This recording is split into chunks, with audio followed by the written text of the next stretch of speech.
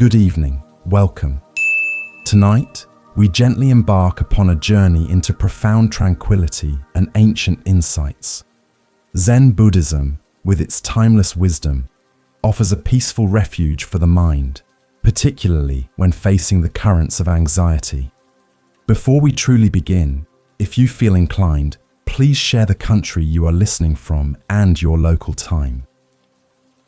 From which part of the world do you find peace with us?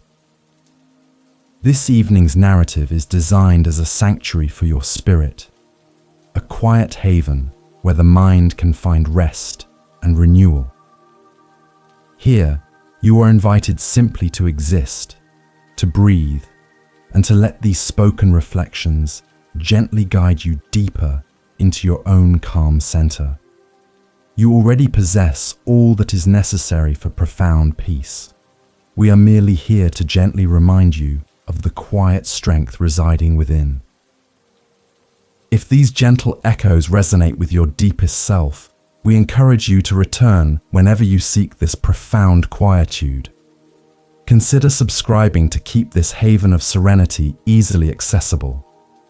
Now, take a soft, deep breath and settle into the unfolding present moment.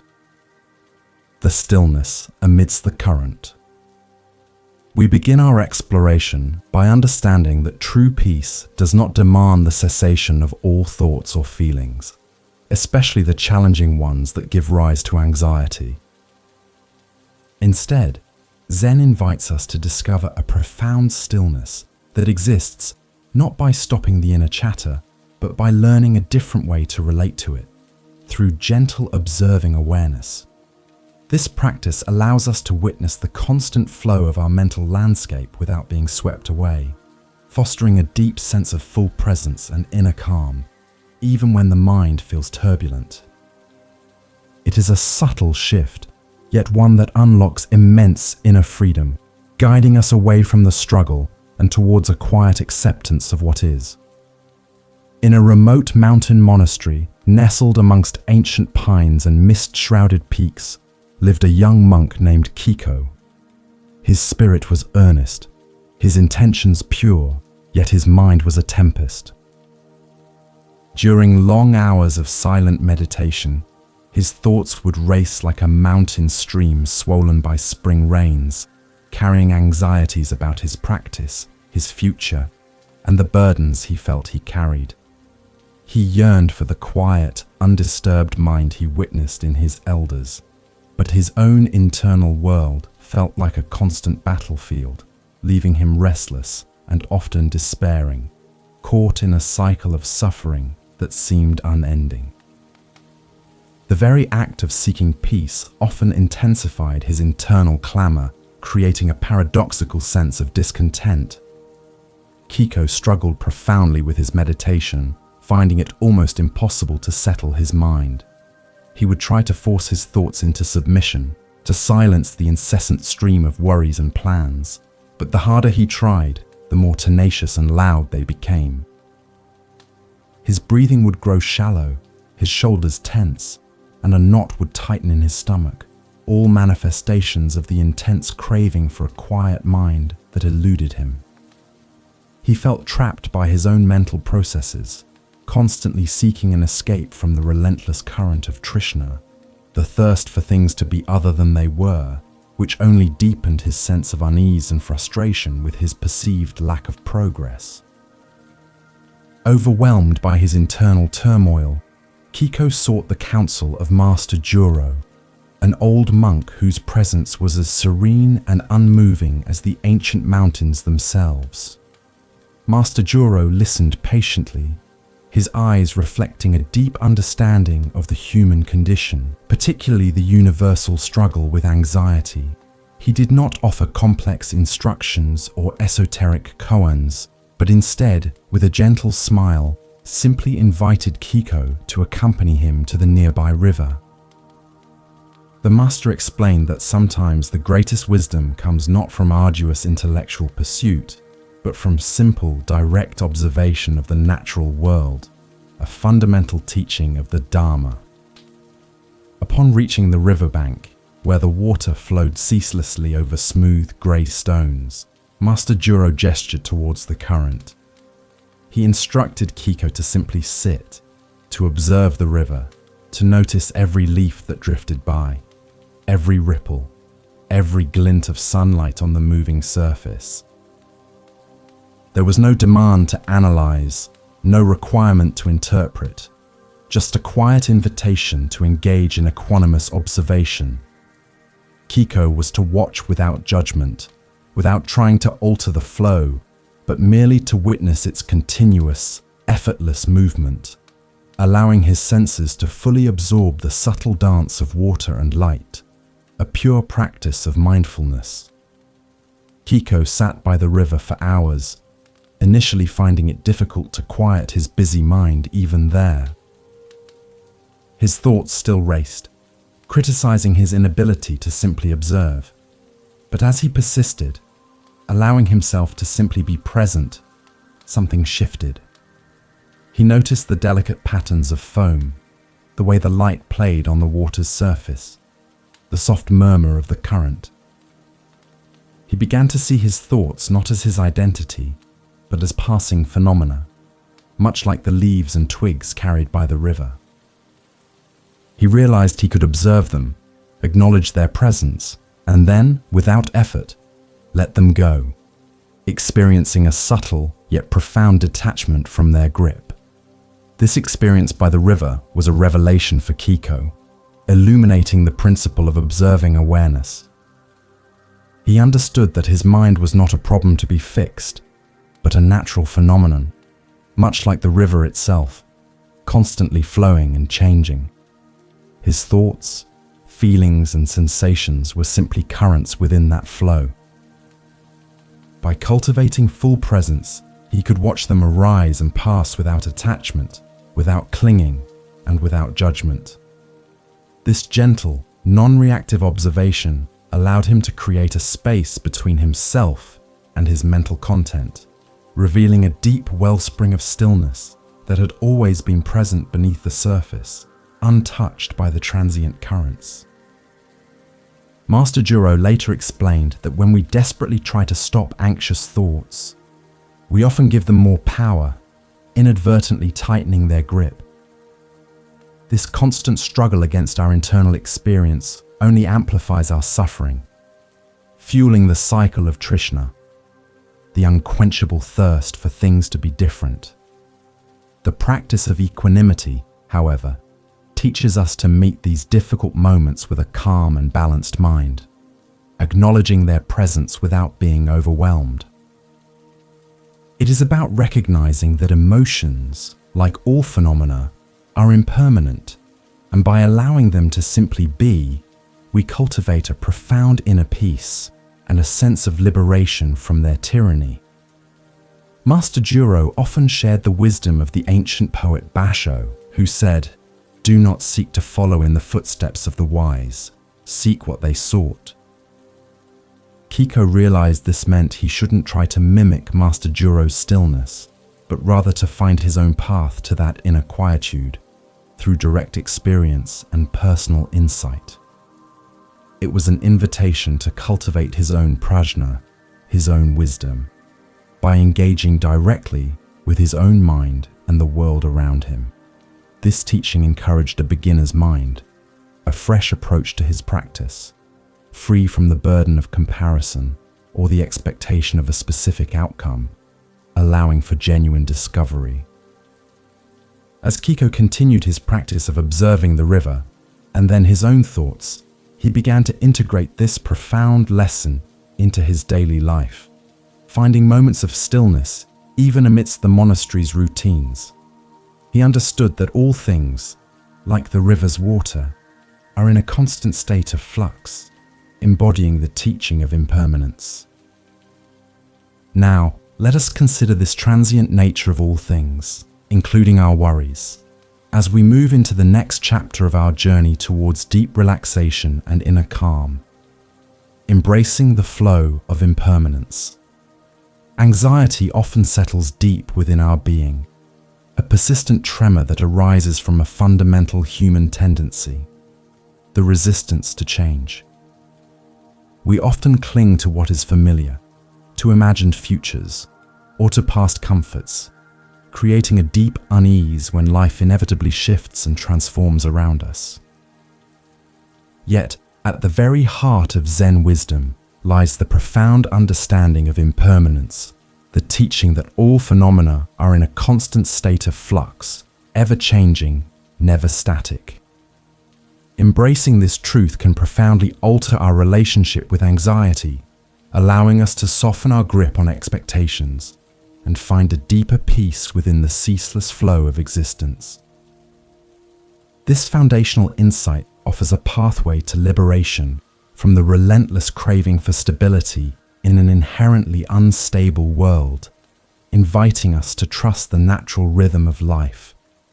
In a small village nestled beside verdant rice paddies lived an elder named Hana, whose face was etched with the stories of many seasons.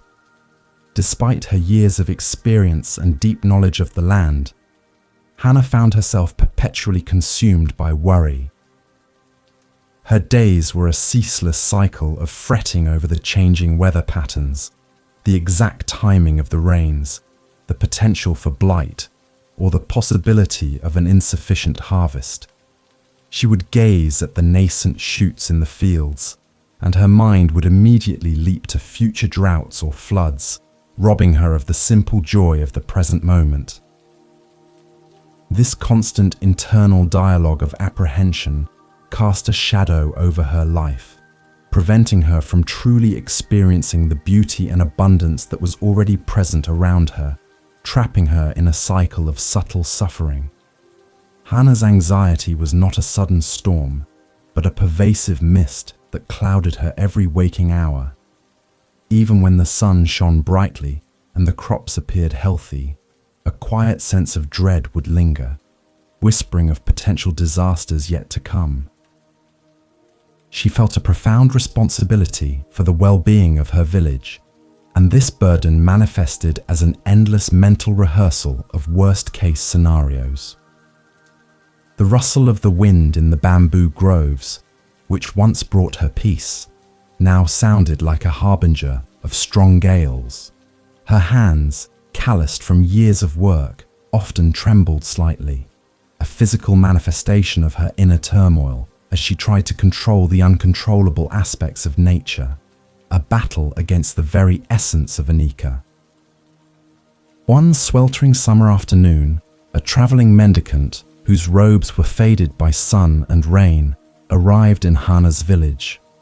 He moved with an unhurried grace, his eyes holding a depth of peace that seemed to calm the very air around him. He spoke little, but his presence radiated a profound contentment that intrigued the villagers. Hana, observing him from her porch, felt a curious pull towards his quietude, a stark contrast to her own agitated state. She noticed how he sat by the same river Kiko had once observed, not with a focused intensity, but with a gentle, open awareness, simply being with the moment, embodying the full presence she so desperately craved. Hana approached the mendicant, her voice a little shaky as she confessed her ceaseless worries about the harvest and the changing seasons. The mendicant listened with an unwavering gaze, a soft smile playing on his lips. He then gestured towards the river, its waters glinting under the afternoon sun, and began to speak in a low, melodious voice. "Look closely at this river, elder. Does it ever hold the same water twice? Each drop flows onward, replaced by another, endlessly. Yet, we still call it the river. It is constantly changing, yet it remains itself. Its essence is its flow, its natural flow." He spoke of how the river never resisted its own movement, never feared the new waters that replaced the old. As the mendicant spoke, Hana watched the river with new eyes. She saw the truth in his words. The river was a testament to continuous transformation, a living embodiment of impermanence. She suddenly understood that her attempts to freeze time, to control the uncontrollable forces of nature, were as futile as trying to hold the river's current in her hands. The deep wisdom of the river's ceaseless flow, its effortless surrender to change, began to seep into her own anxious heart. She realized that by resisting the natural rhythm of life, she was creating her own suffering, a realization that brought a surprising sense of relief, a loosening of the tight grip she had on her expectations. This profound realization, experienced by Hana, illustrates the core Buddhist concept of anicca, the understanding that all phenomena, without exception, are characterized by impermanence. Everything is in a constant state of becoming, shifting, and dissolving. Our anxieties often stem from a deep-seated craving for stability, for things to remain fixed and predictable, a form of trishna that binds us to dissatisfaction. When we resist this fundamental truth of change, we create immense internal friction and suffering. By truly embracing anicca, we begin to loosen our grip on the need for certainty, allowing ourselves to flow more harmoniously with life's unpredictable currents, finding peace in the very act of surrender. The acceptance of anicca is not a passive resignation, but an active, liberating wisdom. It allows us to observe our thoughts and emotions, including anxiety, as transient visitors rather than permanent residents. Just as the river's water constantly renews itself, our internal states are ever changing.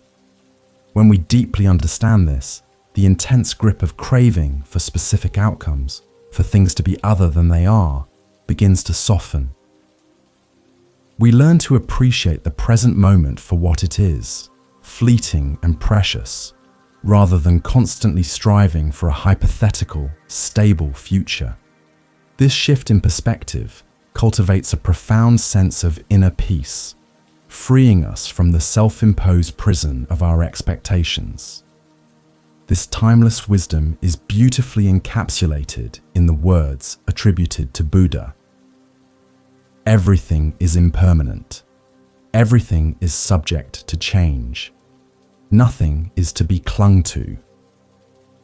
These words serve as a gentle reminder that our attempts to hold on to anything, whether it be a pleasant feeling, a desired outcome, or even our own sense of self, will ultimately lead to suffering because the nature of existence is constant flux.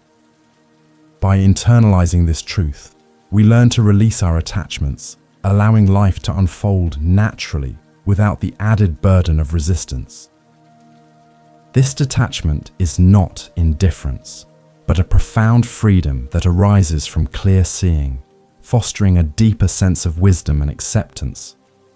As we acknowledge the inherent changeability of all things and begin to loosen our grip on the illusion of permanence, we naturally arrive at another cornerstone of Zen practice, the profound art of letting go. This is not about giving up, but about releasing the heavy burdens of control and expectation that weigh down our hearts and minds. It is a gentle yet powerful practice that frees us from the constant struggle against what is, opening us to a deeper, more expansive experience of inner peace.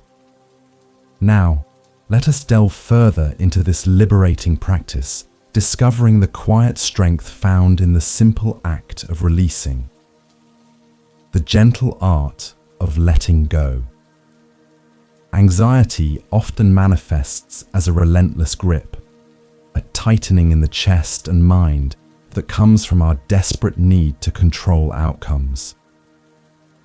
We cling to ideas of how things should be, how people should behave, or how our lives must unfold, creating a constant internal tension when reality deviates from our meticulously crafted expectations. This attachment to specific results fuels a cycle of apprehension, leaving us perpetually on edge. Yet, within the heart of Zen teachings lies a profound liberation, the gentle art of letting go. It is a practice that invites us to release our white-knuckled grasp on the future and embrace the unfolding present, discovering immense inner freedom and a deep, abiding peace. Along a rugged coastline where the waves tirelessly shaped the ancient rocks, lived a diligent fisherman named Hiroshi. His life revolved around the sea, a source of both sustenance and endless challenge. One blustery morning, after a particularly fierce storm, Hiroshi found his fishing net in a hopeless tangle, a mass of knots and twisted ropes. Frustration immediately flared within him. He pulled and tugged with all his might, his muscles straining, his brow furrowed in concentration, convinced that sheer force would untangle the mess. The more he struggled, however, the tighter the knots became, mirroring the growing tension within his own mind and body. Hiroshi spent hours battling the net, his hands becoming raw and sore from the rough ropes. Each knot seemed to mock his efforts, tightening further with every forceful pull. His breathing grew shallow, his shoulders hunched, and a sense of despair began to settle over him. He felt defeated, not just by the net, but by his own inability to overcome this seemingly simple obstacle. The relentless effort, born from a desperate craving for the net to be functional again, only deepened his suffering, reinforcing his belief that he needed to exert more control, more force to achieve his desired outcome, yet found only greater resistance. As the afternoon sun began to dip towards the horizon, casting long shadows across the beach, Hiroshi's grandmother, a woman whose eyes held the calm wisdom of the ocean itself, approached him. She watched him for a long moment, her gaze soft and knowing, before kneeling beside him. Her presence was a quiet invitation to stillness, a stark contrast to Hiroshi's agitated energy. She gently placed her hand over his calloused one, a silent gesture of compassion. There was no judgment in her eyes, only a deep understanding of the human tendency to fight against what is, rather than to work with it, a lesson in the natural flow. With a quiet grace, the grandmother took a section of the tangled net into her hands. Instead of pulling, she began to gently loosen the ropes, feeling each knot, tracing its path with her fingers. She explained, each knot was tied with a certain motion. It must be untied with a counter motion, softly, patiently. She didn't try to force the entire net open at once, but focused on one small entanglement at a time, her movements deliberate and unhurried. There was no tension in her shoulders, no frustration in her expression, only a quiet, focused, full presence, an embodiment of the art of non-attachment to the immediate result. Hiroshi watched in silent awe as one by one the knots began to yield under his grandmother's gentle touch. She showed him how to feel the resistance, not to fight it, but to find the point of release, to simply let go of the force. She demonstrated that patience and a soft touch were far more effective than brute strength. As the net slowly but surely began to unravel, Hiroshi felt a corresponding loosening within his own chest. He realized that his struggle had been not with the net itself, but with his own frantic desire to control it, his craving for instant resolution, which only created more internal suffering. Hiroshi's experience with the tangled net beautifully illustrates the profound Zen teaching of non-attachment. It is not about not caring, but about releasing our intense grip on specific outcomes, possessions, or even our own ideas of self. When we are deeply attached, our happiness becomes contingent upon external circumstances, leading to immense suffering when those circumstances inevitably change or fail to meet our expectations. By practicing non-attachment, we free ourselves from the constant burden of trying to control what is inherently uncontrollable, reducing the mental and emotional friction that fuels anxiety and discontent, allowing for a deeper sense of inner peace. The burden of controlling everything is an exhausting and ultimately futile endeavor. Our minds often become consumed by worries about the future, replaying past events, or trying to manipulate the present, all stemming from a deep-seated craving for certainty and security. Non-attachment invites us to step back from this relentless striving, to acknowledge that while we can influence some things, many aspects of life lie beyond our direct control. This realization is not a surrender to apathy, but a profound act of wisdom, allowing us to invest our energy where it truly makes a difference and to meet what arises with greater equanimity and an open heart, fostering true inner freedom. This liberating wisdom finds a powerful echo in the words attributed to Lao Tzu. When you let go of what you are, you become what you might be.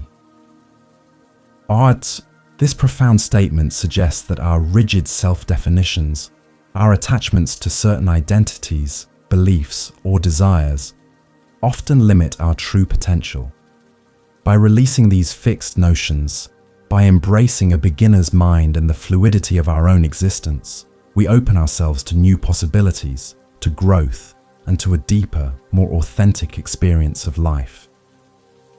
It is an invitation to shed the old skins of expectation and fear, allowing our true nature to emerge, unburdened and free. This act of releasing, this gentle art of letting go, does not leave us empty or adrift. Instead, it creates a spaciousness within, a profound sense of lightness that opens the door to a deeper understanding of sufficiency. When we free ourselves from the constant craving for more, for different, for better, we begin to discover that the present moment, exactly as it is, holds all that we truly need. This release brings us to a place where contentment is not a distant goal, but a lived experience, where the simple fact of being here, now, is enough. Let us now turn our attention to this profound wisdom, the empty bowl of sufficiency, in our next reflection. The empty bowl of sufficiency. Anxiety often takes root in the subtle, yet pervasive feeling that we are somehow lacking, that we do not have enough, or that we ourselves are not enough. This deep-seated sense of insufficiency drives a constant striving, a relentless pursuit of more possessions, more achievements, more validation, believing that these external acquisitions will finally bring us lasting peace or happiness. Yet Zen teachings offer a radical and liberating perspective, the profound wisdom of contentment.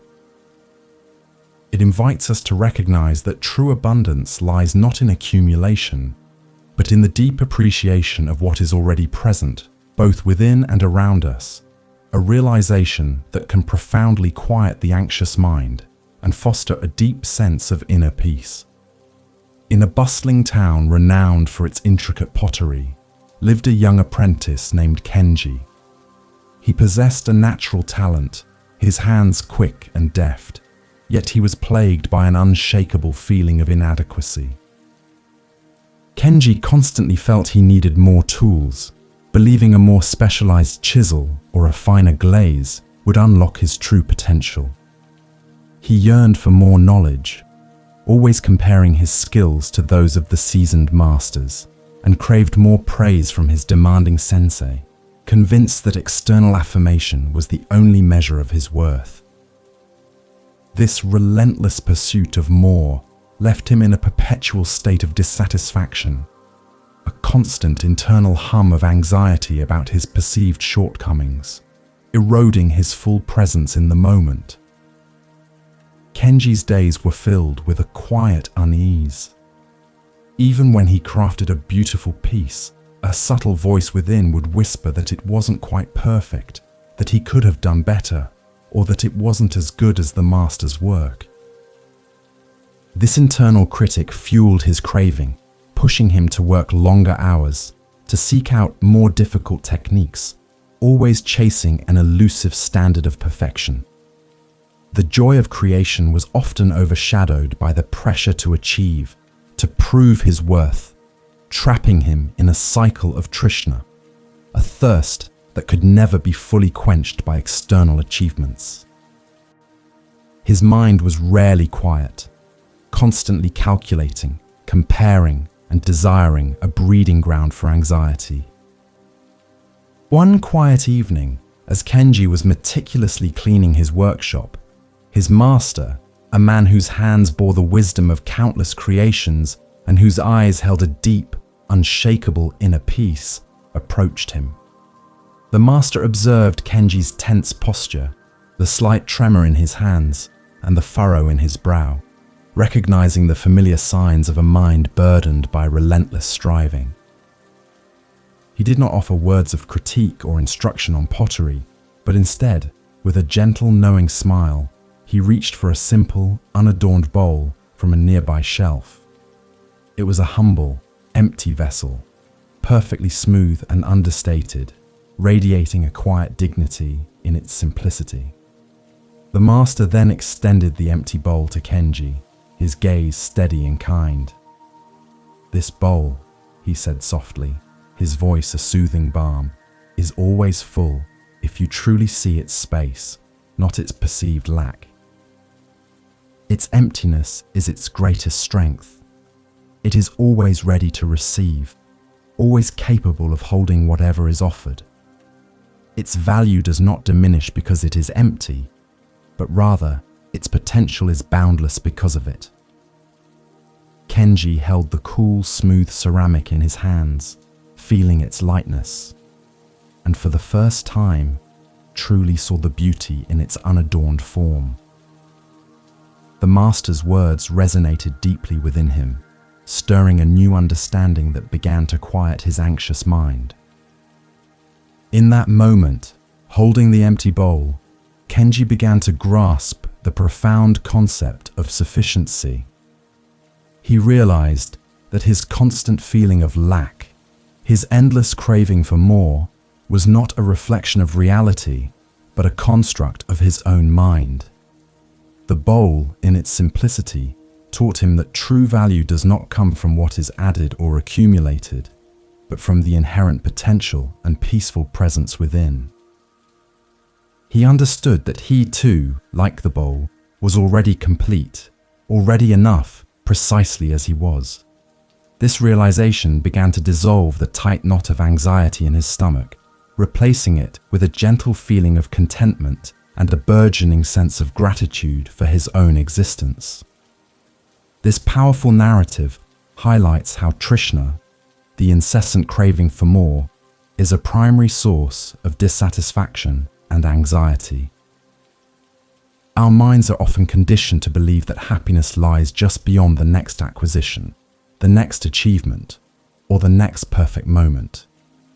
However, by embracing the profound wisdom of sufficiency, we learn to shift our focus from what is missing to what is already present.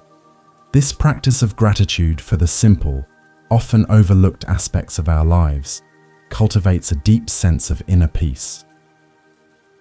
It teaches us that true abundance is an internal state, a recognition that the present moment in its entirety is indeed enough, liberating us from the endless pursuit.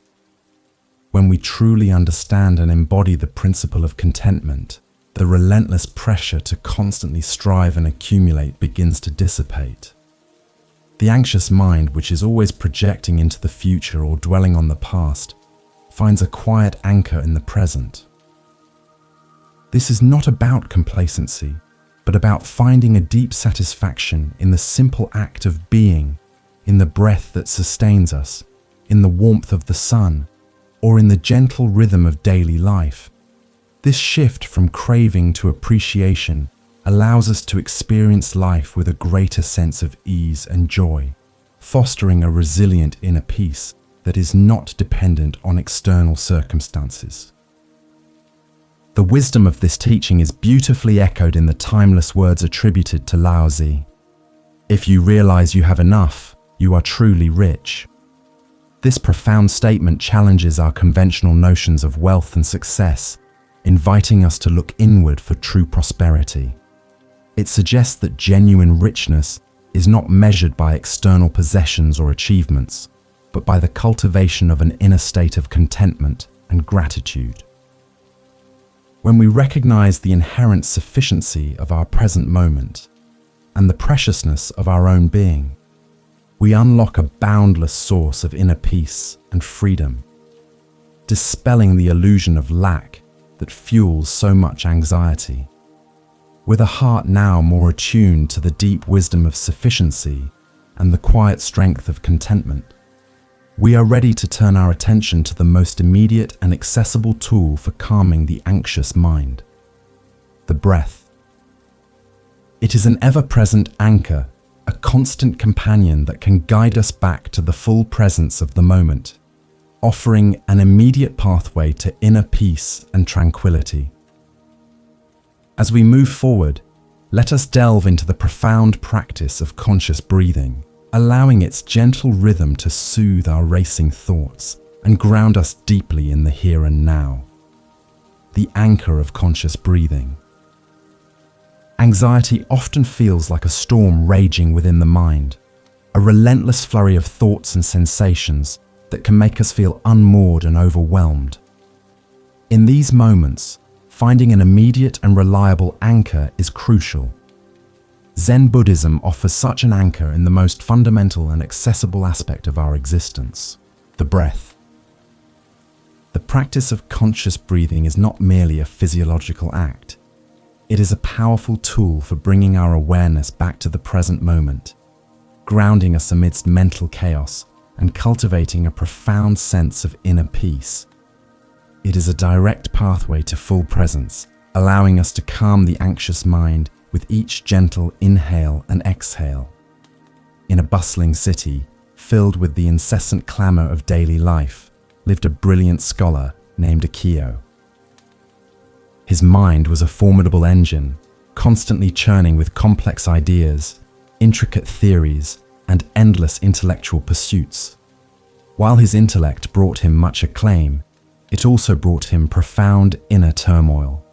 His thoughts were a perpetual whirlwind, racing from one concept to another, leaving him unable to focus on a single task for long or to find true rest.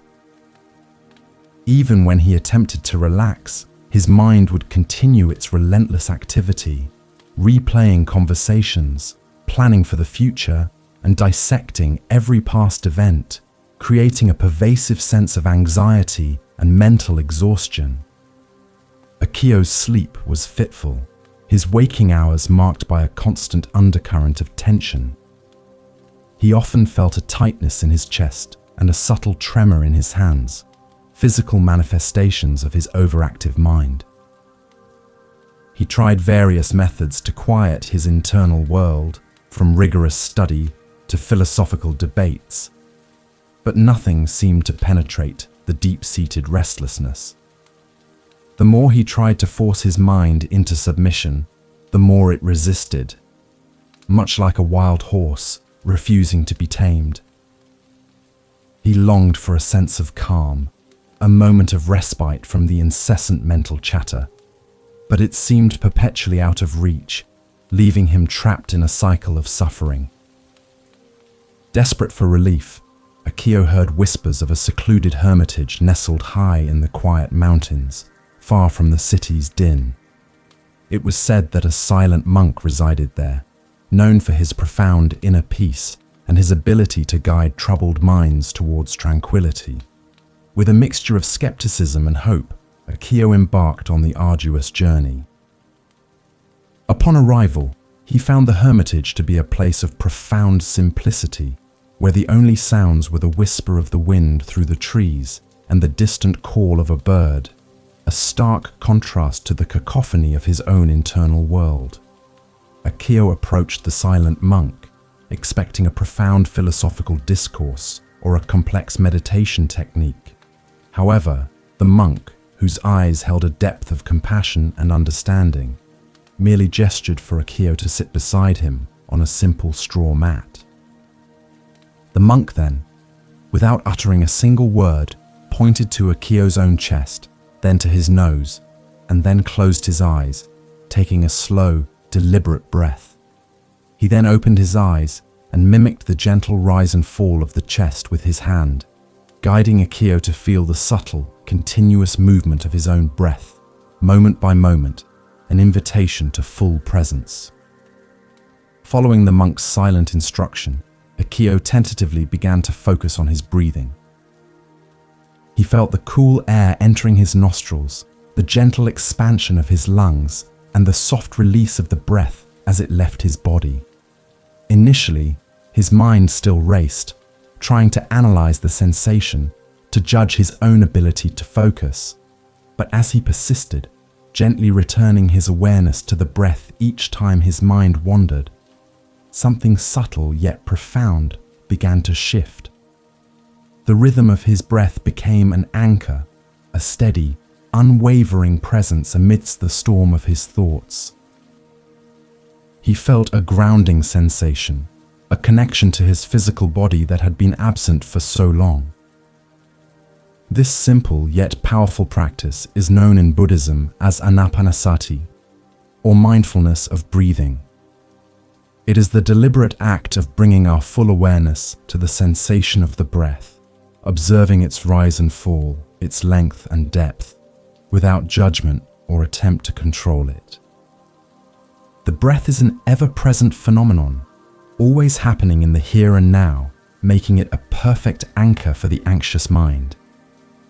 By consciously connecting with our breath, we gently draw our awareness away from the swirling thoughts of the past or future, and firmly plant ourselves in the present moment, cultivating full presence and a profound sense of inner peace. The beauty of anapanasati lies in its simplicity and accessibility. No special equipment or location is required.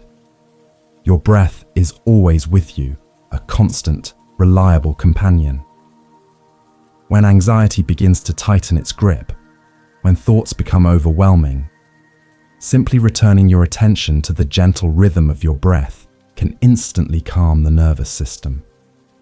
This practice fosters mindfulness, or sati, allowing us to observe our internal states with a sense of detachment, recognizing them as transient phenomena rather than identifying with them.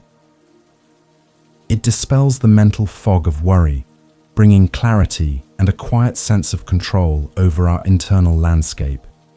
Through consistent practice of conscious breathing, Akio discovered a profound shift within himself. His mind, once a turbulent sea, began to settle into a calmer expanse. He learned that he couldn't stop the waves, but he could choose to watch them from a place of stillness. The breath became his sanctuary, a reliable source of inner peace he could access at any moment.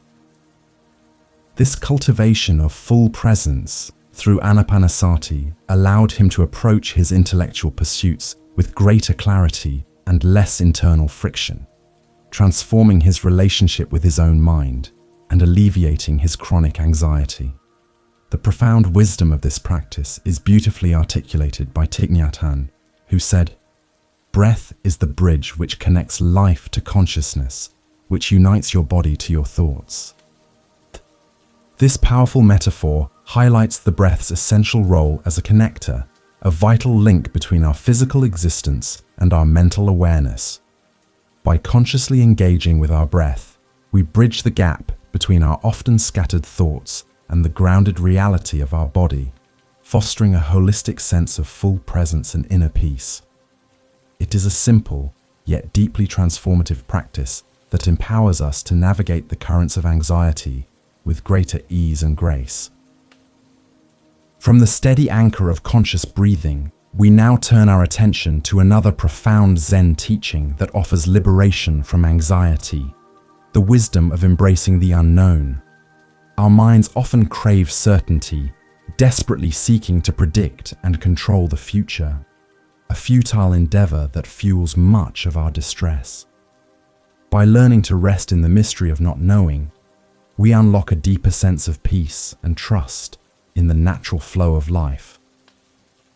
Let us now explore this liberating perspective allowing it to soften our grip on expectations and open us to the inherent wisdom found in uncertainty. The wisdom of not knowing. Anxiety is often a desperate plea for certainty, a relentless striving to predict and control the future, to know what lies ahead so we can feel safe. We expend enormous mental energy constructing elaborate scenarios, both hopeful and fearful, attempting to eliminate all possibility of surprise or discomfort. Yet, the very nature of existence is inherently uncertain, a tapestry constantly weaving new patterns. Zen teachings offer a profound liberation from this futile quest, the wisdom of not knowing. This practice invites us to release our grip on the need for answers, to embrace the inherent mystery of life with an open heart, and to find a deep, abiding peace within the spaciousness of uncertainty, fostering true inner freedom. In a fertile valley known for its abundant harvests, lived a diligent farmer named Sato. From dawn till dusk, his life was meticulously planned and executed. He calculated the precise moments for planting and watering, studied weather patterns with intense focus, and worried endlessly about every potential threat to his crops. He believed that if he could only anticipate every variable, control every factor, he could guarantee a perfect harvest and thus a life free from hardship. This obsessive need for control, however, did not bring him peace. Instead, it fueled a constant, gnawing anxiety that shadowed his every waking moment, a deep craving for absolute certainty. Sato's mind was a perpetual ledger, tallying potential risks and calculating probabilities. Even when his fields flourished, a subtle apprehension would linger, whispering of unforeseen blights, sudden storms, or unexpected market shifts. He found it nearly impossible to simply enjoy the beauty of his ripening crops, as his thoughts were always leaping ahead, trying to preempt future problems. This relentless mental activity left him exhausted and tense, unable to fully relax or experience the simple joy of his labor. His quest for absolute control over his destiny created a profound sense of suffering rather than alleviating it, trapping him in a cycle of worry. One year, an unusually severe and unpredictable storm season descended upon the valley, defying all of Sato's meticulous preparations and forecasts. His carefully constructed plans were swept away by torrential rains and unexpected winds, causing significant damage to his crops. Sato was devastated, his anxiety reaching an unbearable peak. He felt a profound sense of failure, convinced that if he had only planned more thoroughly, if he had only known more, he could have prevented the disaster. He sat amidst his ruined fields, his heart heavy with despair, feeling utterly powerless against the forces of nature, his craving for control utterly defeated. As Sato sat amidst the remnants of his harvest, an old wanderer, whose face held the gentle creases of a life lived fully, and whose eyes reflected the vastness of the sky, approached him. The wanderer observed Sato's despondency with a quiet understanding. He did not offer platitudes or false reassurances, but simply sat beside the farmer, sharing the silence. After a long moment, the wanderer spoke softly, his voice like the rustle of dry leaves. "You prepare diligently, farmer, and that is wise. But then, you must learn to let the sky paint its own picture. The seeds you plant are yours. The rain that falls is not. True peace comes when you accept the masterpiece the universe chooses to create, even if it differs from your own design." The wanderer's words were a revelation to Sato. He had spent his entire life trying to dictate the sky's painting, to control the uncontrollable. He suddenly understood that his anxiety stemmed not from the unpredictable nature of the weather, but from his fierce resistance to it, his inability to embrace acceptance. The wanderer explained that while effort is important, clinging to specific outcomes is a source of suffering. He spoke of cultivating equanimity, a balanced mind that can meet both favorable and unfavorable conditions with an inner calm, trusting in the natural flow of life, even when the path is unclear. This profound interaction between Sato and the wanderer beautifully illustrates how clinging to certainty and resisting what is, the Dharma of the present moment, creates immense suffering. Our human minds are wired to seek patterns and predict, but when this natural inclination becomes an obsessive need for control over the inherently uncertain future, it becomes a breeding ground for anxiety. The wisdom of not knowing invites us to release this burden, to acknowledge that life is a dynamic, unfolding process. By cultivating acceptance, we free ourselves from the exhausting mental gymnastics of trying to manipulate reality, allowing for a deeper sense of inner peace. Embracing the wisdom of not knowing is a powerful antidote to anxiety. It allows us to step out of the endless cycle of what-if scenarios and into the spaciousness of the present moment. This is not about being irresponsible or neglecting preparation.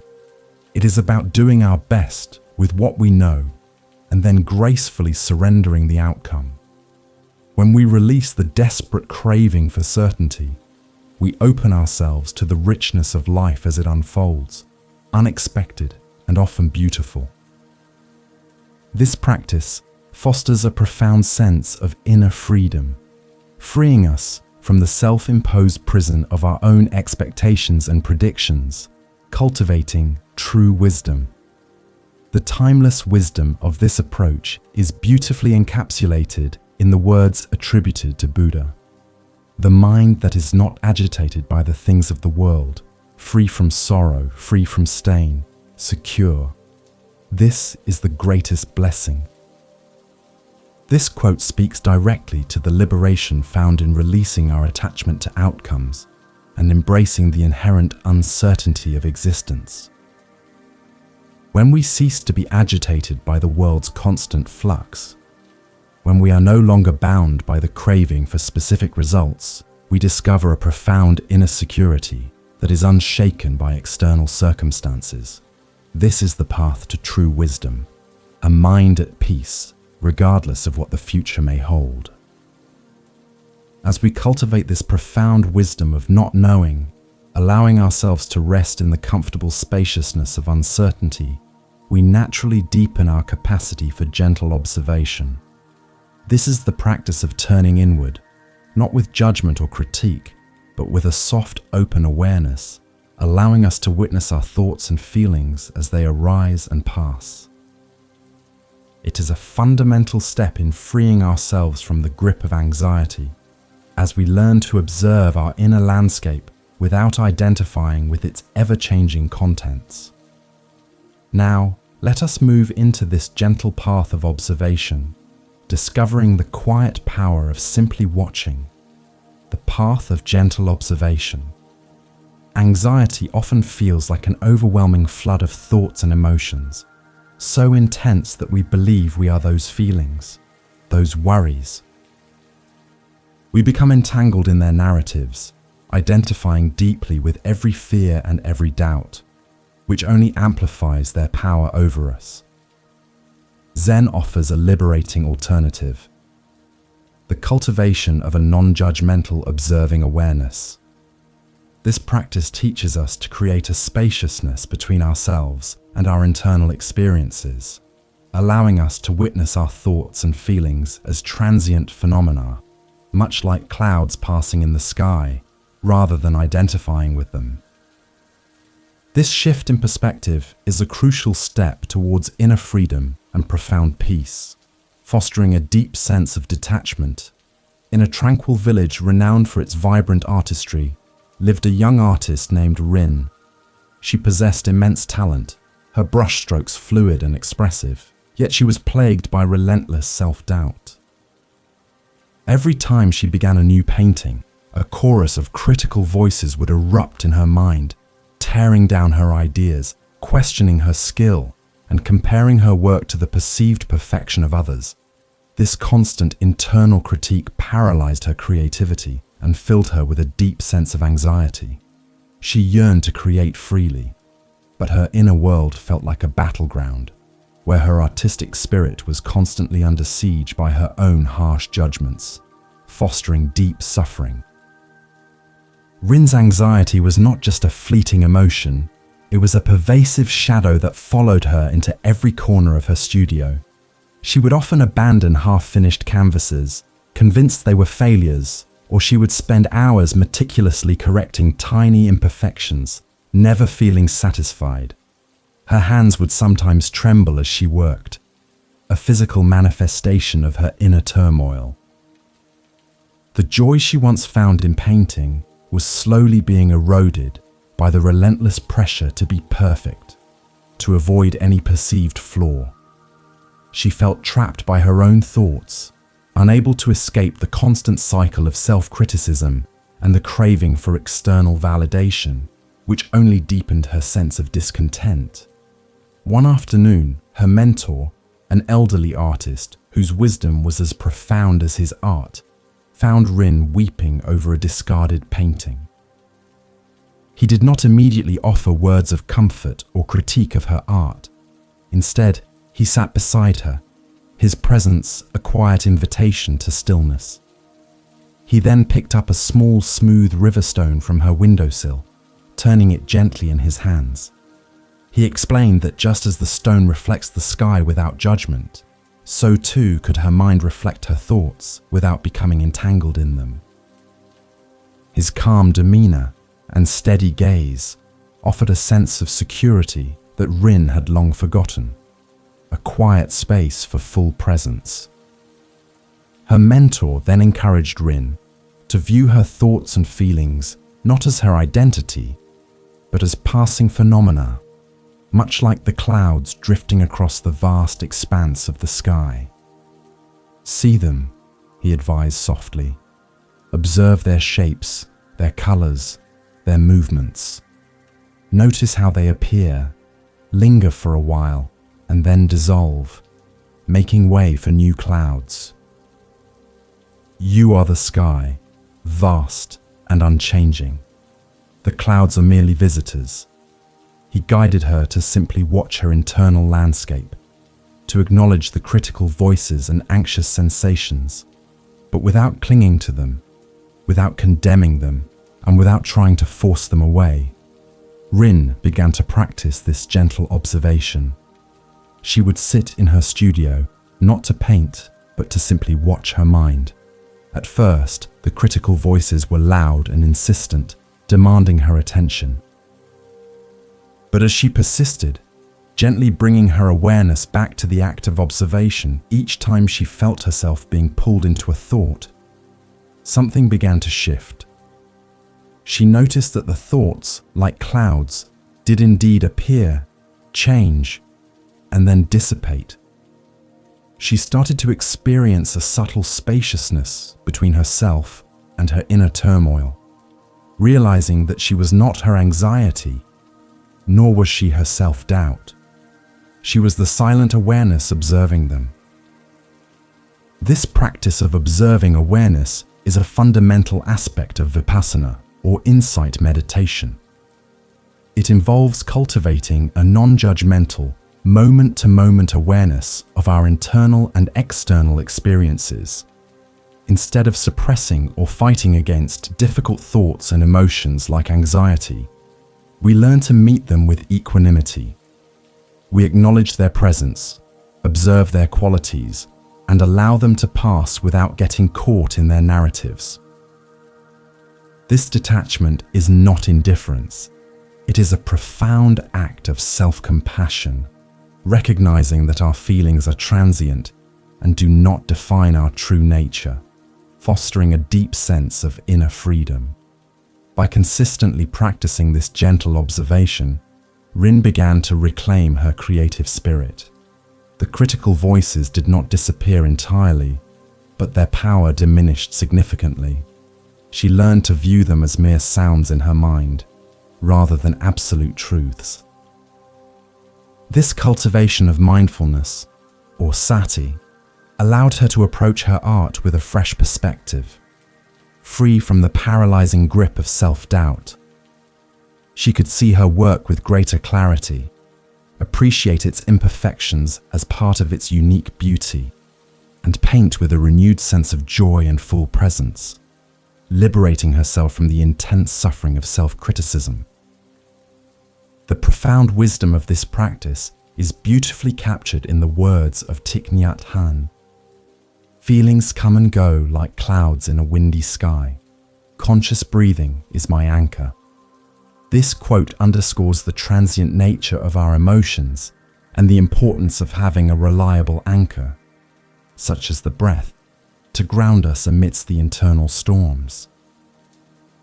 By combining conscious breathing with observing awareness, we create a powerful synergy that allows us to navigate the ever-changing landscape of our inner world with grace and equanimity, fostering a deep sense of inner peace and resilience against the currents of anxiety.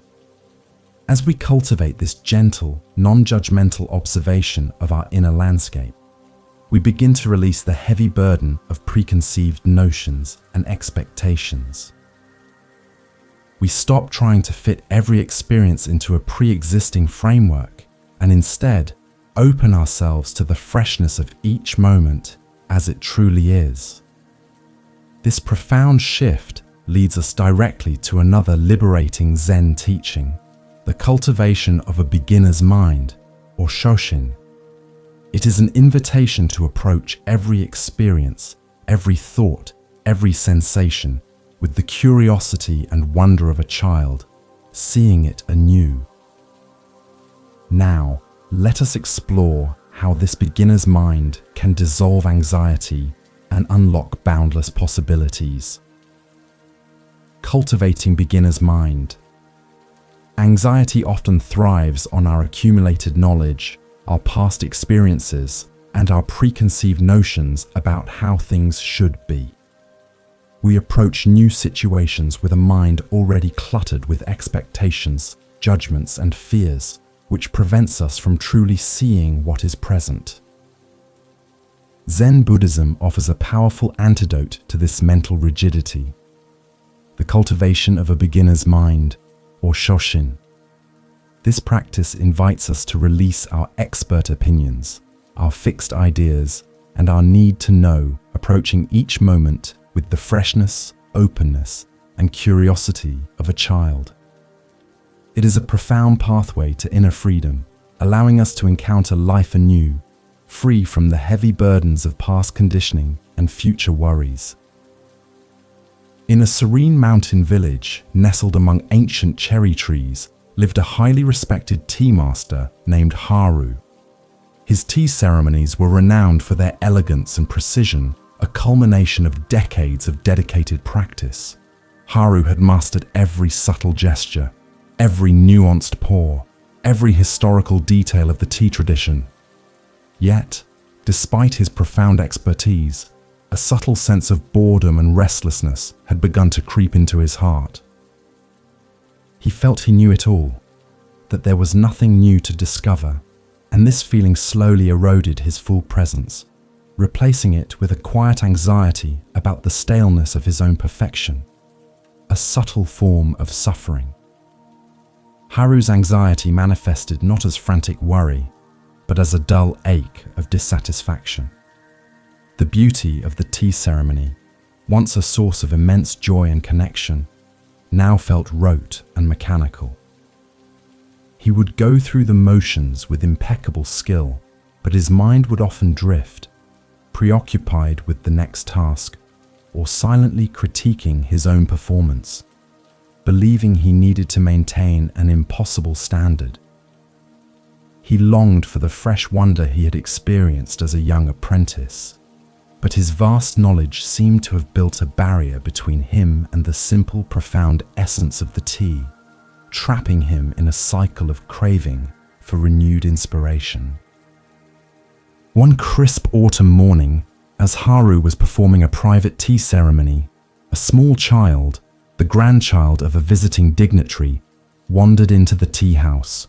The child, with wide, innocent eyes, sat quietly at the edge of the room, observing every movement with pure, unadulterated wonder. She asked about the steam rising from the kettle, the precise way Haru held the whisk, the subtle fragrance of the tea. Each question was simple, direct, and filled with genuine curiosity, revealing a complete lack of preconceived notions, a true beginner's mind, completely open to the present moment, untainted by past knowledge or future expectations. Haru, initially slightly annoyed by the interruption to his perfect ritual, found himself momentarily disarmed by the child's innocent inquiries. As he answered her questions, explaining the purpose of each gesture, the history of each utensil, he began to see the ceremony through her fresh eyes. He noticed the delicate shimmer of the tea bowl, the intricate patterns of the whisked matcha, the subtle warmth emanating from the cup, details he had long taken for granted. The child's pure wonder, her complete lack of expert knowledge, reminded him of the profound joy of discovery, the original nature of his own initial encounter with the tea path. In that moment, Haru realized that his expert mind, with its vast knowledge and rigid expectations, had inadvertently closed him off from the true essence of the tea ceremony. He had become so focused on performing perfectly, on upholding tradition, that he had lost the simple, direct experience of the present moment. The child, with her shoshin, her beginner's mind, had cracked open his perception, allowing him to reconnect with the pure joy and profound simplicity that lay at the heart of his practice. He felt a lightness in his spirit, a release from the heavy burden of his own expertise, and a renewed sense of inner freedom, free from the subtle suffering of his previous discontent. The concept of shoshin, or beginner's mind, is a cornerstone of Zen practice and a powerful antidote to anxiety. When we approach life with a mind already full of "I know," "I've seen this before," or "this is how it should be," we close ourselves off to new possibilities and subtle nuances. This rigidity often fuels anxiety, as reality rarely conforms perfectly to our expectations. Shoshin encourages us to drop our judgments, our expectations, and our preconceived notions, allowing us to meet each moment with freshness, openness, and genuine curiosity. It is a practice of cultivating full presence, seeing the world anew, as if for the very first time, fostering wisdom. Cultivating a beginner's mind allows us to release the heavy burden of our accumulated knowledge and the anxiety that comes from needing to be an expert. When we are constantly trying to prove what we know or compare ourselves to others, we create immense internal pressure and suffering. Shoshin invites us to embrace a posture of humility and openness, recognizing that there is always more to learn, more to experience, and more to discover. This mindset fosters inner freedom, allowing us to engage with life playfully and creatively, rather than defensively or with apprehension, leading to a deeper sense of inner peace and contentment. This profound insight into Shoshin is famously articulated by Suzuki Roshi. In the beginner's mind, there are many possibilities, but in the expert's, there are few. This quote beautifully encapsulates the expansive nature of an open, unconditioned mind versus the restrictive nature of a mind burdened by its own certainties. When we believe we already know everything, we limit our capacity for growth, for new insights, and for genuine connection. By returning to a beginner's mind, we unlock a boundless realm of possibilities, allowing us to approach challenges with creativity and curiosity rather than fear, dissolving the anxieties of needing to have all the answers. As Haru continued to practice with a beginner's mind, he found renewed joy in his tea ceremony, seeing each movement as fresh and new. He understood that true mastery was not about perfect execution alone, but about an endless openness to discovery, a continuous return to his original nature. This openness, this profound acceptance of each moment as it is, leads naturally to another fundamental Zen teaching, the gift of acceptance. When we cease to resist reality, when we welcome what is, even our anxieties begin to soften and dissolve. Now let us explore this liberating practice, discovering the deep peace that arises from embracing things exactly as they are. The gift of acceptance. Anxiety often stems from a fundamental human resistance to reality, a persistent struggle against what is. We spend enormous energy wishing things were different, fighting against uncomfortable feelings, or lamenting circumstances beyond our control. This resistance creates immense internal friction, fueling a cycle of suffering and discontent. Zen Buddhism offers a powerful antidote to this struggle, the profound gift of acceptance. It is not about passive resignation or condoning injustice, but about wholeheartedly acknowledging the present moment exactly as it is, without judgment or resistance. This practice unlocks a deep sense of inner peace and equanimity, freeing us from the exhausting battle against reality. In a quiet valley known for its meticulously cultivated gardens, lived a dedicated gardener named Isao. His garden was his pride and joy, a testament to his tireless efforts and his unwavering vision of perfection. He spent his days fighting relentlessly against weeds, meticulously pruning every branch and lamenting every tiny imperfection in his carefully planned landscape. The presence of even a single unwanted sprout or a slightly discolored leaf would send ripples of anxiety through him, convinced that any deviation from his ideal would ruin the entire garden's beauty and his own sense of accomplishment, eroding his full presence. Isao's anxiety was a constant companion, a subtle pressure to maintain absolute control over his garden. He believed that if he could just eliminate every flaw, every unwanted element, he would achieve a state of perfect harmony and peace. Yet, the more he fought against nature's inherent wildness, the more agitated he became. His hands, though skilled, often felt tense, and his brow was perpetually furrowed with concern. He rarely allowed himself to simply enjoy the fragrant blossoms or the gentle rustle of leaves, as his mind was always scanning for problems, creating a constant state of craving for an unattainable perfection, which only deepened his suffering. One warm afternoon, as Isao was frantically pulling weeds, an old Zen master, known for his deep wisdom and his effortless way of being, walked into the garden. The master observed Isao's intense efforts, his strained posture, and the palpable tension in the air around him. He did not offer any immediate advice on gardening, but simply knelt down, picked a small, tenacious weed, and held it gently in his hand. His gaze was soft and curious, entirely devoid of judgment or disdain, as if he were holding the most precious flower, embodying a profound sense of equanimity with all of nature. The Zen master then looked at Isao, his eyes twinkling with a quiet understanding.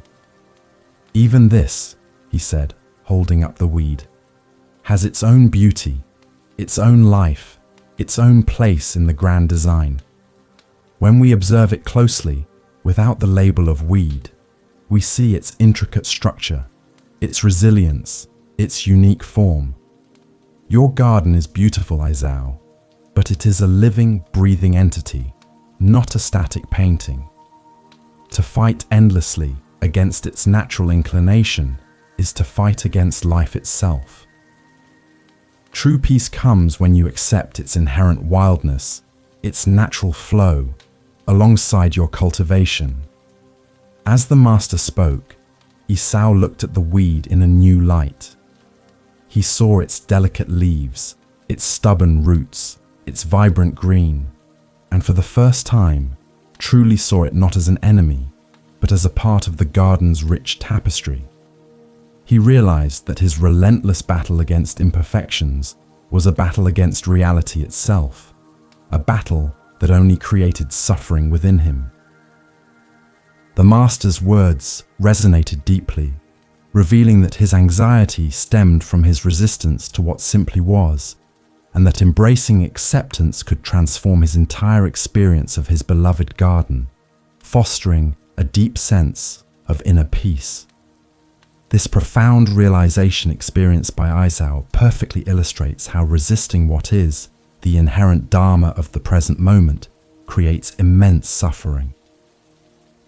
Our minds often build elaborate narratives around how things should be, and when reality deviates, we experience frustration, anger, and anxiety. Acceptance, in the Zen tradition, is not about condoning or agreeing with everything, but about acknowledging the present moment without resistance. It is about saying yes to what is, even if it is uncomfortable or undesirable, which allows us to move forward with wisdom and compassion rather than being stuck in a cycle of craving. Embracing acceptance as a daily practice profoundly transforms our relationship with anxiety. When we stop fighting against our anxious thoughts or uncomfortable feelings, and instead meet them with a gentle, open awareness, their power over us diminishes. We learn to observe them, acknowledge their presence, and allow them to pass, much like the clouds in the sky.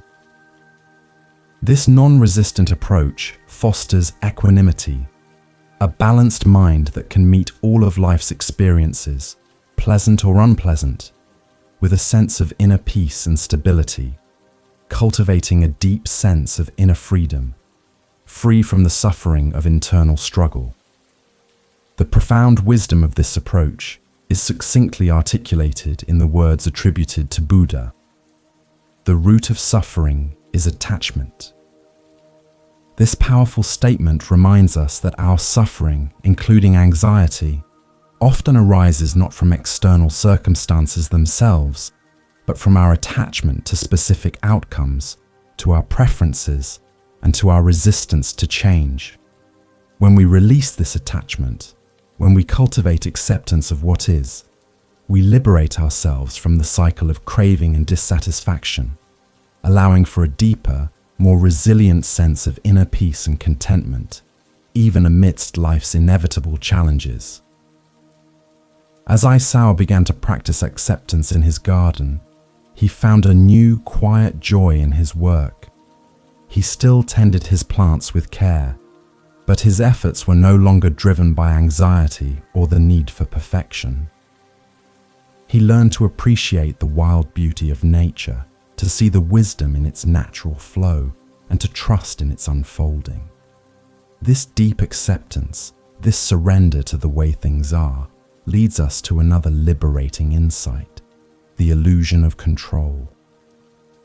When we realize how little we truly control, we can release the heavy burden of responsibility and find peace in letting go. Now, let us explore this profound realization, discovering the freedom that comes from surrendering to the natural rhythm of existence, the illusion of control. Anxiety often tightens its grip when we desperately cling to the illusion that we can and must control every aspect of our lives, our circumstances, and even the behavior of others. This relentless striving for absolute command over an inherently unpredictable world creates an immense burden leading to perpetual worry, frustration, and a deep sense of powerlessness when things inevitably deviate from our meticulously planned paths. Zen teachings offer a profound liberation from this exhausting struggle, the wisdom of releasing the need for complete control. This practice invites us to surrender to the natural flow of existence, finding immense inner freedom and a deep, abiding peace in the spaciousness of acceptance, free from the suffering of constant striving. In a remote mountain dojo, where the air hummed with disciplined practice, lived a young samurai named Ren. He was fiercely dedicated, spending countless hours honing his sword skills, believing that absolute control over his blade and his own destiny would bring him unwavering victory and inner peace. He meticulously planned every training session, every move in combat, and every aspect of his future, convinced that if he could just achieve perfect mastery and control, he would be invulnerable to fear and doubt. This intense craving for certainty and command, however, created a deep, simmering anxiety within him, a constant pressure to perform flawlessly. Ren's anxiety was a silent, internal adversary, always pushing him to exert more effort, to predict every move, to anticipate every challenge.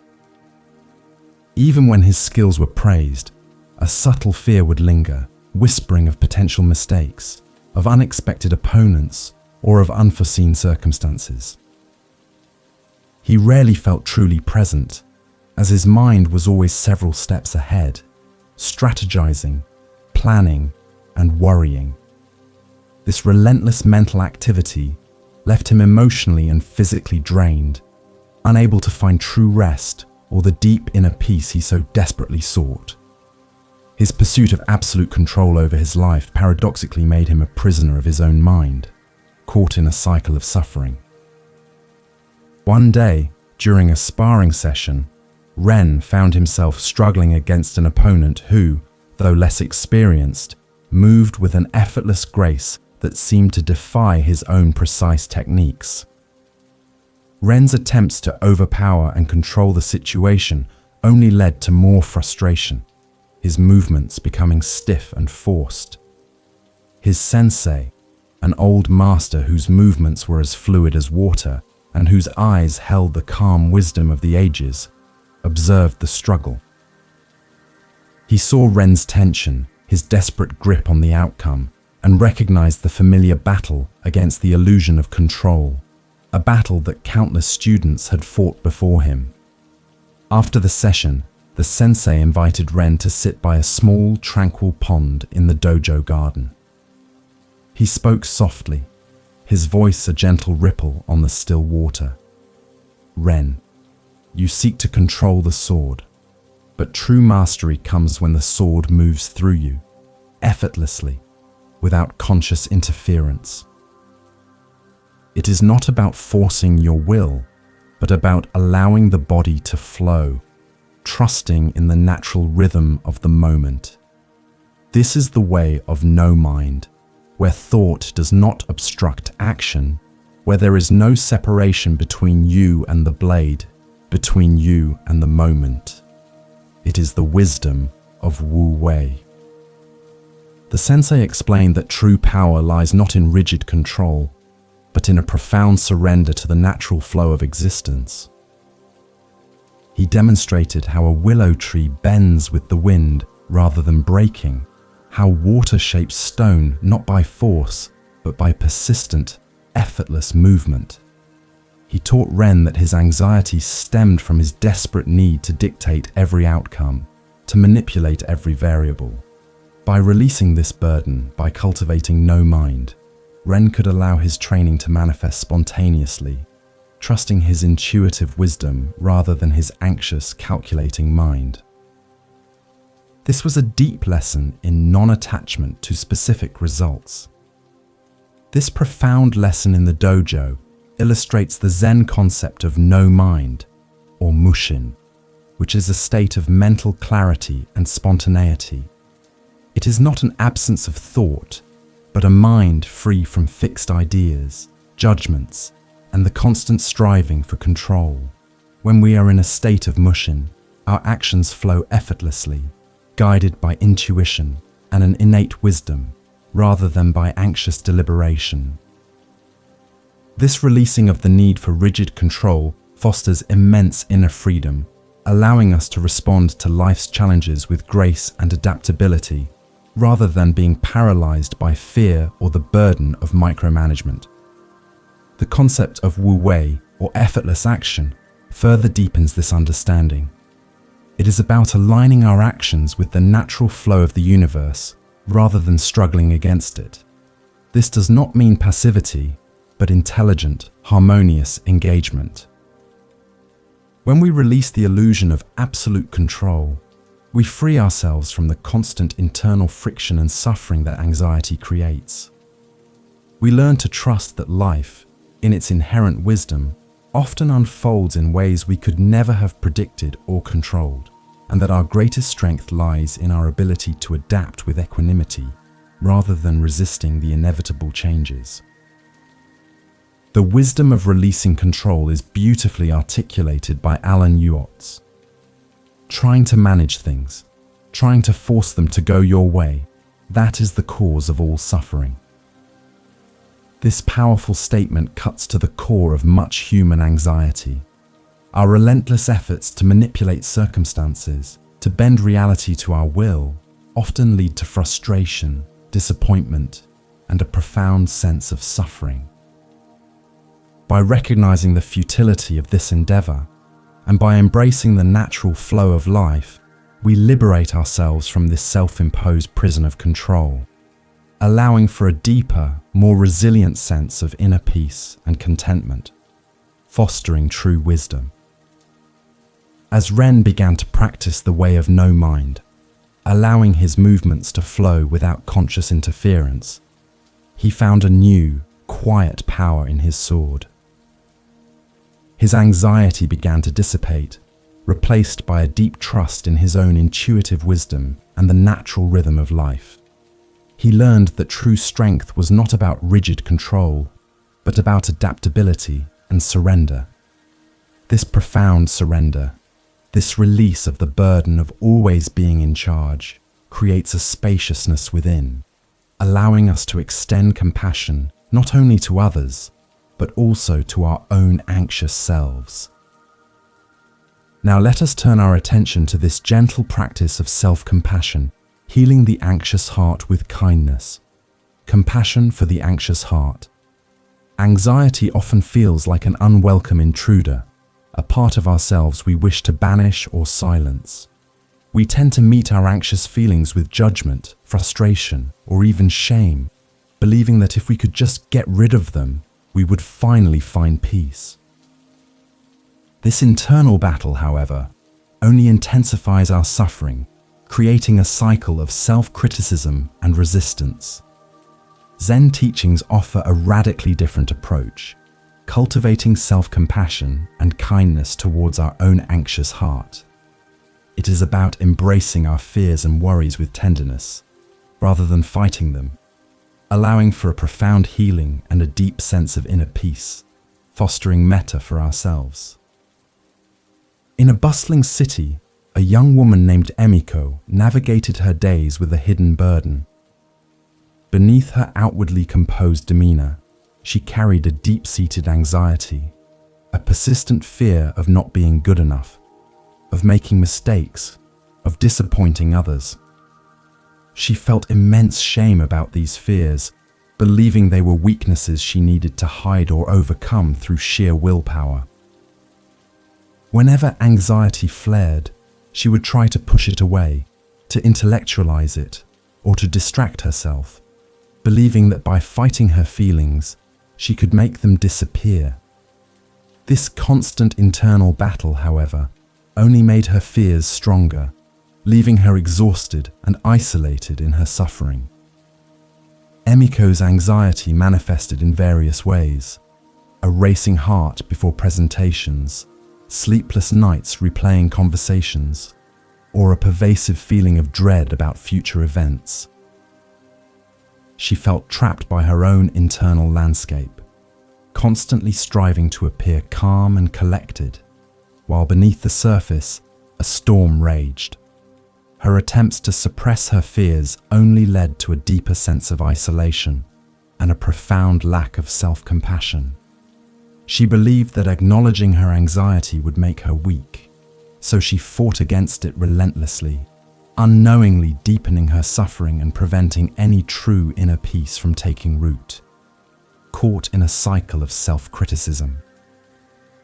One day, overwhelmed by a particularly intense wave of anxiety, Emiko sought solace in a quiet temple garden. There, she encountered a wise elder, a woman whose presence exuded a profound sense of karuna, universal compassion. Emiko, hesitantly, confessed her struggles, her shame, and her desperate attempts to banish her fears. The elder listened with unwavering kindness, her eyes reflecting a deep understanding of the human heart. She did not offer solutions or judgments, but simply held Emiko's gaze, inviting her to a different way of relating to her own inner world, a path of profound acceptance. The wise elder then gently took Emiko's hand and placed it over her own heart. "When fear arises," she said, her voice soft and soothing, "this is where it often resides. Your heart is calling for your attention, not your judgment. It is asking for tenderness, for kindness, for metta. Instead of pushing your feelings away, try this. Place your hand over your own heart, just as you would comfort a beloved child.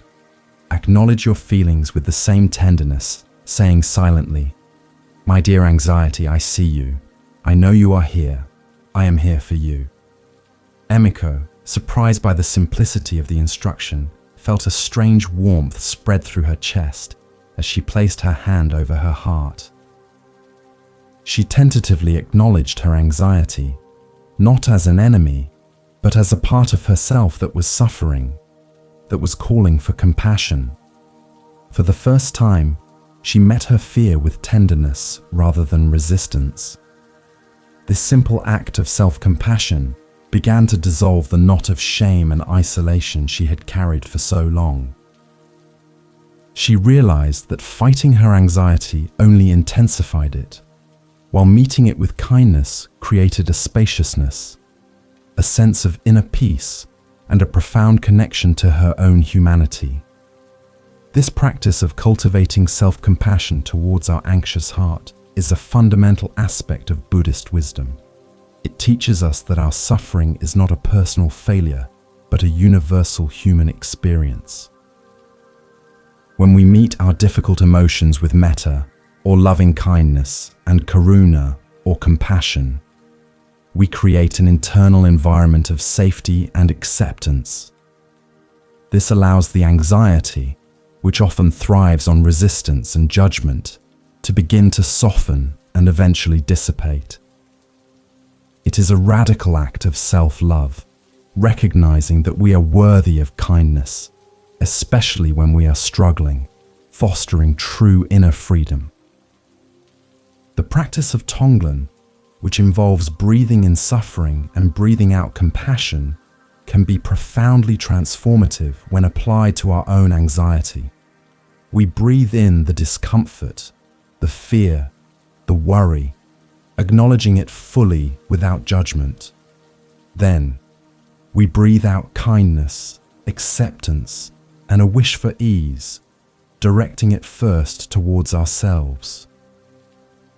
This practice cultivates a deep sense of self-compassion and equanimity, allowing us to transform our relationship with anxiety from one of struggle to one of gentle understanding. It is a powerful way to heal the anxious heart, bringing a deep sense of inner peace and full presence.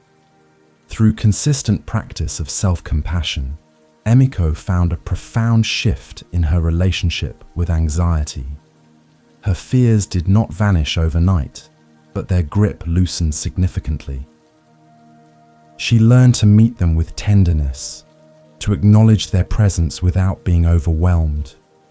This cultivation of self-compassion allowed her to live with greater authenticity and courage, knowing that even in her moments of vulnerability, she could offer herself kindness and understanding. She discovered that true strength lay not in suppressing her fears, but in embracing them with an open and compassionate heart. The profound wisdom of this approach is beautifully articulated by the Dalai Lama. If you want others to be happy, practice compassion. If you want to be happy, practice compassion. This powerful statement underscores the universal nature of compassion, reminding us that it must begin within ourselves. By extending kindness and understanding to our own anxious hearts, we not only alleviate our own suffering, but also cultivate the capacity to offer genuine compassion to others. It is a virtuous cycle that leads to greater inner peace, wisdom, and a more harmonious existence, free from the suffering of self-judgment. With a heart now softened by the practice of self-compassion, we are better equipped to navigate the demands of daily life. We can integrate moments of stillness and reflection, creating pockets of peace amidst the bustle. This leads us to another powerful Zen teaching, the art of sacred pauses. These intentional breaks allow us to interrupt the cycle of anxiety, to reset our minds, and to return to the present moment with renewed clarity and calm. Now, let us explore how these sacred pauses can become vital anchors in our day, fostering deeper full presence and inner peace. The art of sacred pauses. In the relentless rhythm of modern life, where demands often outpace our capacity, anxiety can easily take hold, fueled by a constant sense of urgency and an unending to-do list. We rush from one task to the next, rarely pausing to truly connect with the present moment, allowing stress to accumulate and overwhelm our minds. Zen Buddhism offers a powerful yet simple antidote, the art of sacred pauses. These are intentional moments of stillness and reflection, integrated throughout our day, designed to interrupt the cycle of frantic activity, reset our minds, and bring us back to a state of full presence. Cultivating these pauses is a vital practice for fostering inner peace and reclaiming our inner freedom amidst the chaos. In a bustling city, a highly successful merchant named Daichi was known for his tireless work ethic and his unwavering ambition. He managed multiple enterprises, his days a whirlwind of meetings, transactions, and constant communication. He believed that to achieve success and security, he had to be perpetually busy, always moving, always planning the next step. However, this relentless pace came at a steep cost.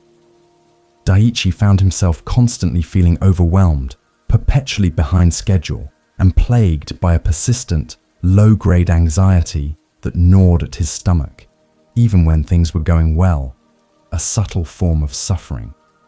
Daichi's anxiety manifested as an inability to ever truly relax. Even during rare moments of rest, his mind would continue to race, replaying conversations, strategizing for future deals, or worrying about potential setbacks. His sleep was often disturbed, and he found it difficult to savor simple pleasures. He felt trapped in a perpetual cycle of striving, always chasing the elusive feeling of being caught up or on top of things. This constant internal pressure, born from a deep craving for control and success, created an immense internal friction that prevented him from experiencing genuine inner peace or full presence in his own life.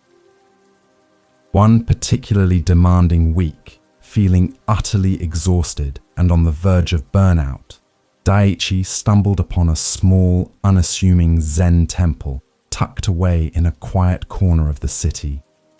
Drawn by the unexpected tranquility, he entered and found a monk meticulously sweeping the courtyard, moving with a calm, deliberate rhythm. Daiichi, accustomed to rushing, was struck by the monk's unhurried grace, a stark contrast to his own frantic pace. He felt an inexplicable pull to seek the monk's counsel, hoping to find some wisdom to alleviate his pervasive anxiety, a subtle longing for inner freedom. Daiichi confessed his constant overwhelm and anxiety to the monk, explaining his relentless schedule and his inability to find peace. The monk listened patiently, his gaze steady and compassionate. He then offered a surprisingly simple piece of advice. Before you begin any new task, no matter how small or urgent, stop for 3 conscious breaths. Just 3 breaths. Let them be full, gentle, and present.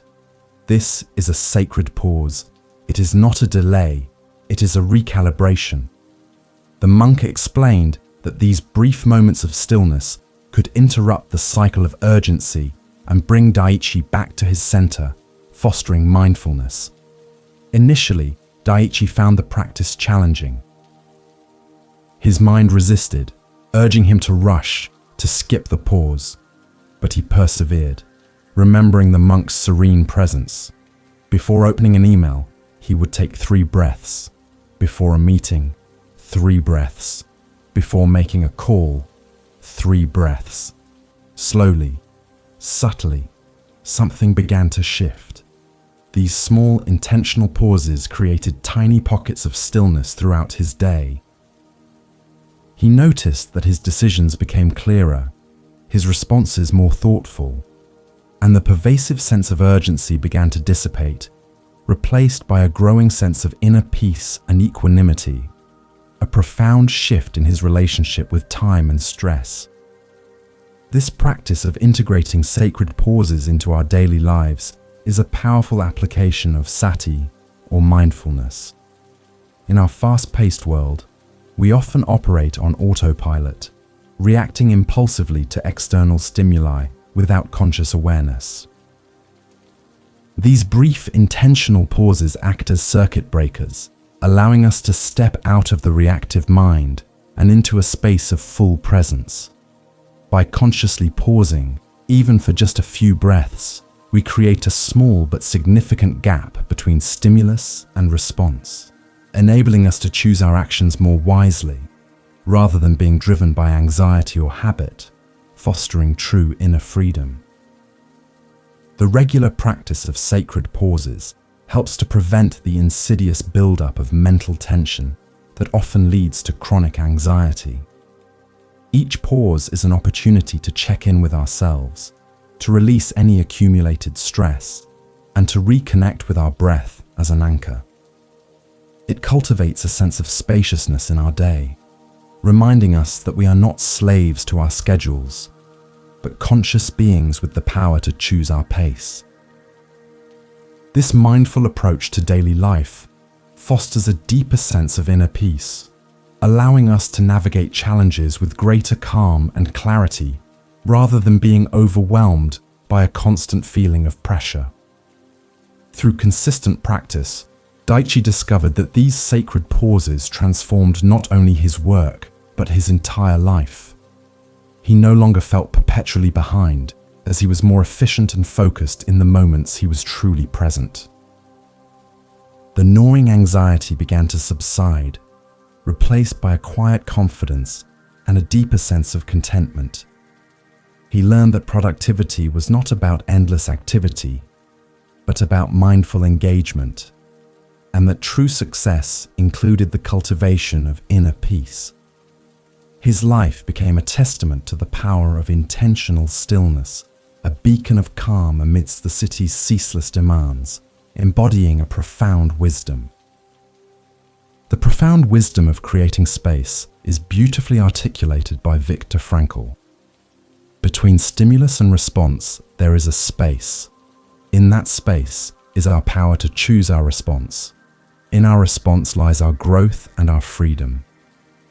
This quote perfectly encapsulates the essence of sacred pauses. These pauses are that crucial space empowering us to consciously choose how we react to life's challenges, rather than being swept away by automatic anxious reactions. By intentionally creating and utilizing this space, we cultivate inner freedom, growth, and a profound sense of peace, allowing us to walk the path of the Noble Eightfold Path. As we learn to integrate these sacred pauses, creating space for mindful reflection throughout our day, we naturally find ourselves moving towards a more balanced and harmonious way of living. This balance is at the heart of the Noble Eightfold Path, a fundamental teaching in Buddhism that guides us away from extremes and towards a middle way. It is a path that offers liberation from anxiety by cultivating wisdom, ethics, and concentration in all aspects of our lives. Now, let us explore this profound path, discovering how its principles can lead us to lasting inner peace and freedom from suffering. Walking the middle way. Anxiety often arises from imbalances in our lives, extremes of striving or avoidance, indulgence or deprivation, attachment or aversion. We swing from one extreme to another, relentlessly seeking a perfect state of equilibrium that forever eludes us, creating constant internal friction and suffering. Zen Buddhism, rooted in the foundational teachings of the Buddha, offers a profound pathway to liberation from these extremes, the Noble Eightfold Path, or Magga.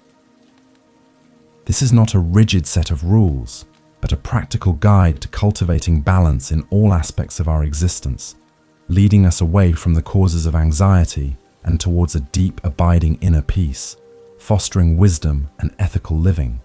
In a land far to the east, a young man named Hiro, driven by a fervent desire for enlightenment and freedom from suffering, embarked on a rigorous ascetic path. He believed that by denying himself all comforts, by enduring extreme physical hardship, and by suppressing all desires, he could purify his mind and transcend the limitations of the human condition. He lived in stark solitude, ate only the barest sustenance, and deprived himself of sleep, convinced that such severe self-deprivation was the only true path to spiritual liberation. His intense craving for enlightenment, however, led him not to peace, but to further suffering and physical exhaustion. Hiro's extreme practices, fueled by a deep-seated anxiety about his own impurity and a desperate craving for spiritual perfection, left him weak, gaunt, and perpetually restless. His mind, though disciplined, was constantly battling the pangs of hunger, the ache of fatigue, and the subtle whispers of doubt. He believed he was purifying himself, but in reality, he was creating a new form of suffering, an imbalance that kept him from genuine inner peace. His body and mind were in constant conflict, preventing any true sense of equanimity or full presence from taking root, trapping him in a cycle of self-imposed hardship. One sweltering afternoon, as Hiro lay weak beneath a banyan tree, barely conscious from hunger and exhaustion, a wise old master happened upon him. The master, whose eyes held a profound depth of understanding and compassion, observed Hiro's emaciated form and his desperate struggle. He did not condemn Hiro's dedication, but gently explained that true liberation does not come from extremes, but from finding a balanced path, a middle way. He spoke of the Buddha's own journey, how he too had experimented with asceticism before discovering that such extremes only led to further suffering, not to nirvana. The master offered Hiro a bowl of nourishing rice and milk, gently encouraging him to partake. As Hiro ate, slowly regaining his strength, the master spoke of the Noble Eightfold Path, explaining that it was a path of moderation, of mindful enjoyment and gentle discipline, designed to cultivate wisdom, ethical conduct, sila, and mental concentration, samadhi, without falling into the traps of either indulgence or deprivation. He emphasized that the path was about balance. Right understanding, right thought, right speech, right action, right livelihood, right effort, right mindfulness, sati, and right concentration, each supporting the other. Hero, nourished by the food and the master's gentle words, began to understand. His previous path had been driven by an extreme craving for an end goal, a desperate attempt to force enlightenment. The Noble Eightfold Path, however, offered a holistic approach, a gradual cultivation of balance in all aspects of life. He realized that true liberation from suffering did not require self-torture, but rather a mindful engagement with life, an ethical way of being, and a steady cultivation of inner peace through balanced effort. This new understanding brought a profound sense of relief, a loosening of the tight grip he had on his extreme practices. The Noble Eightfold Path, a central teaching within the Dharma, is a practical guide for navigating life in a way that minimizes suffering and fosters inner peace. It addresses the causes of anxiety, which often stem from our imbalanced responses to the world. By cultivating right understanding and right thought, we develop wisdom, prajna. Right speech, right action, and right livelihood guide our ethical conduct, sila. And right effort, right mindfulness, sati, and right concentration, samadhi, lead to mental discipline and full presence.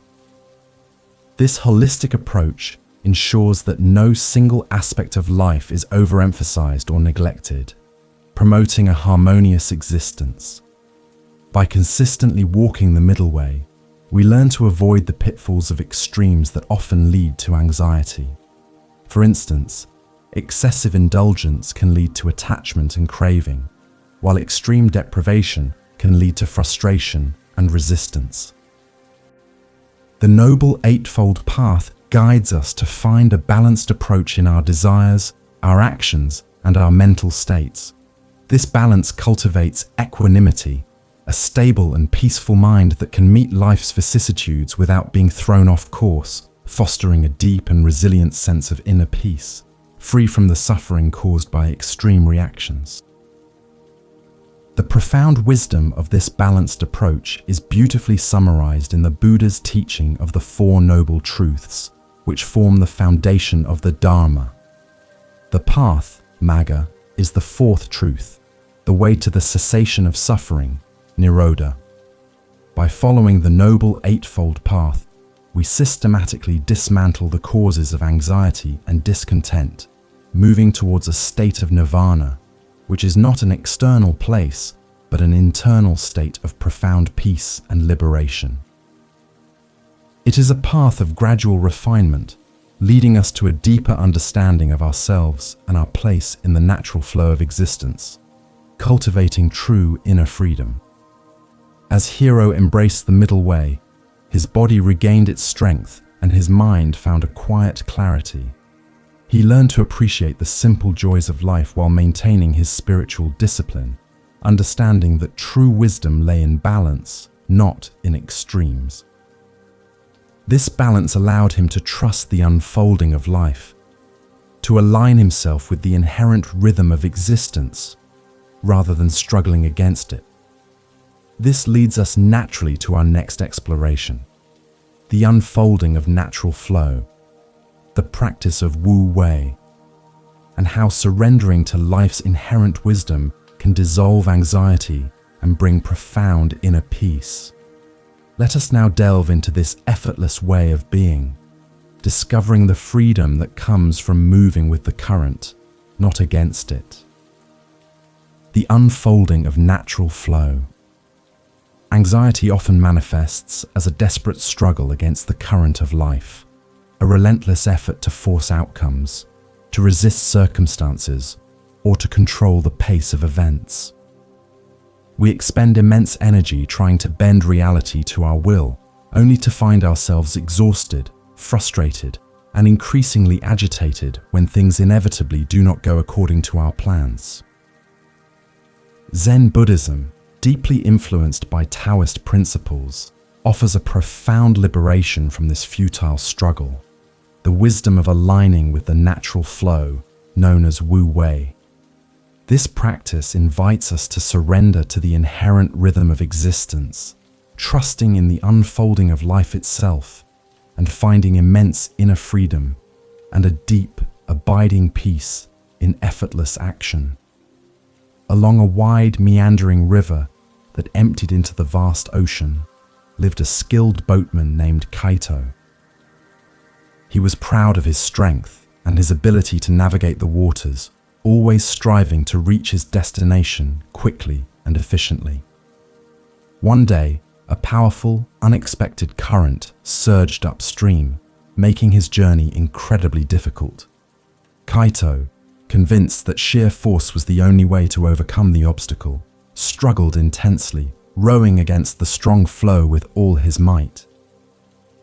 His muscles burned, his breathing grew ragged, and a deep sense of frustration and anxiety mounted within him as his boat barely moved forward, a clear sign of his suffering.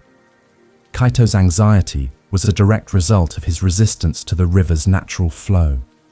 He felt a desperate craving to maintain control, to conquer the current, believing that his willpower alone could overcome any obstacle. The harder he fought, the more exhausted he became, and the more his mind raced with self-criticism and worry about his perceived lack of progress. His full presence was lost in the struggle, his attention consumed by the battle against the river, rather than an awareness of its power. He was trapped in a cycle of effort and frustration, unable to find the inner peace he once derived from his connection with the water. As Kaito continued his arduous struggle, an old woman whose face was weathered by sun and wind, but whose eyes held the serene depth of the river itself, observed him from the riverbank. She watched his desperate efforts with a quiet, compassionate gaze, recognizing the universal human tendency to fight against what is, rather than to work with it.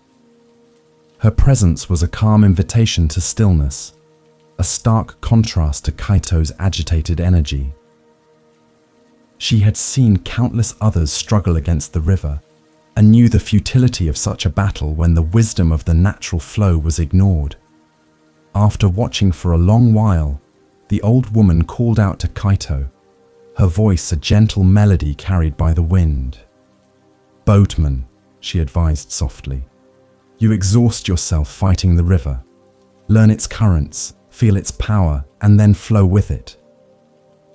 Sometimes, the quickest way to your destination is not to fight the current, but to understand it and let it carry you where it wishes to go, or to find the quieter eddy that moves in your direction." She explained that the river had its own wisdom, its own dharma, and that by aligning with it, Kaito could find ease and efficiency rather than struggle. Kaito, though initially reluctant to abandon his forceful approach, was too exhausted to argue. He decided to heed the old woman's advice.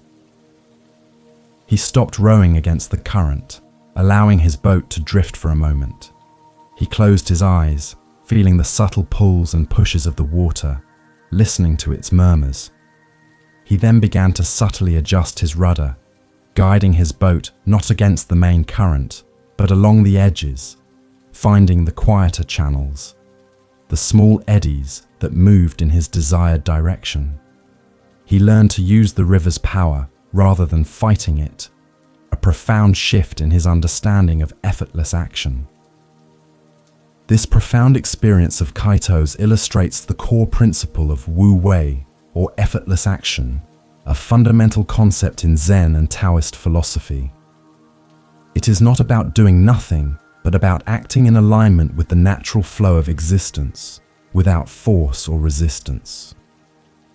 When we struggle against the inherent dharma of the present moment, driven by craving for specific outcomes or a need for control, we create immense internal friction and suffering. Wu Wei invites us to observe, understand, and then move with the current, allowing our actions to arise spontaneously and harmoniously, leading to greater efficiency and profound inner freedom. By embracing the natural flow, we liberate ourselves from the exhausting burden of constantly trying to manipulate circumstances. We learn to trust that life, in its inherent wisdom, often unfolds in ways we could never have predicted or controlled, and that our greatest strength lies in our ability to adapt with equanimity rather than resisting the inevitable changes. This mindset fosters a deep sense of inner peace as we release the anxiety that comes from needing to be in charge of everything. It is a practice of non-attachment to specific results, allowing for a more graceful and fulfilling engagement with life, free from suffering. The profound wisdom of this approach is beautifully articulated by Lao Tzu. The wise person does not accumulate. The more he gives to others, the more he has his own. While this quote speaks to material non-attachment, its essence extends to our mental and emotional states.